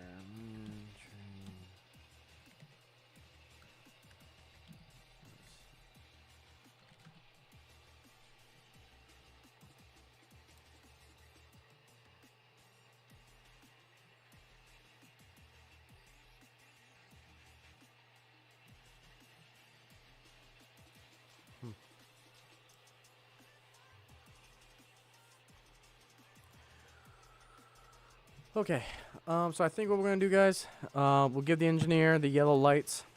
Go ahead and do one more lap around the layout, and then call it there. Been a while since we've done a 3-hour live stream, but we have hit it, and I'm starting to feel it. But as we make our way around for the last time, doors on the oh, okay, I gotcha. So thank you guys so much for the great discussion today. If you guys learned something, then I've definitely done my job. But the one thing that's gonna be on my mind for a while is that AC9 from BLI. That's gonna be on my mind for a while. Can't wait to see more on it. Great discussions overall. You guys rock.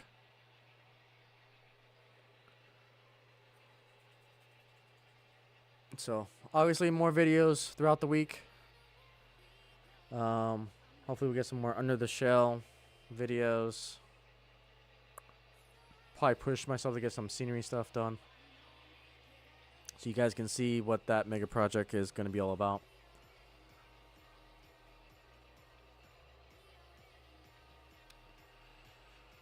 And then Icey Rail news when things break. So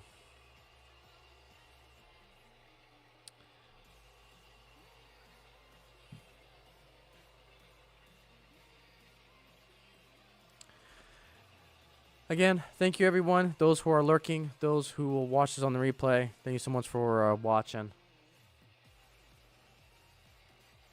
Every little bit helps. Get more people, expand the hobby, and make sure this hobby survives.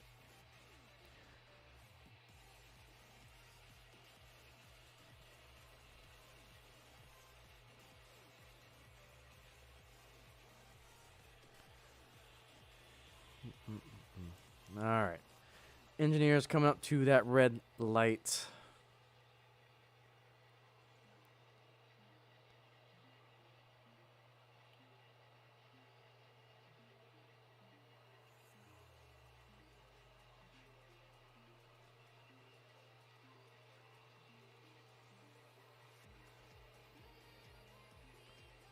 All right. So hopefully you enjoyed our newest addition to the family here on diesels for the PIKO diesel SP ML 4000. Appreciate all you guys' support. Thank you, Randall. Thank you, Cal. Thank you, everyone else. Again, you guys make this hobby awesome. Love the family. Thank you guys for all the support. Yeah, we're approaching that 5,000 mark. And we're approaching the magical 3,000 watch hours. So, with it, guys, have a safe and fun weekend. And see you guys on the next live stream. Have a great night.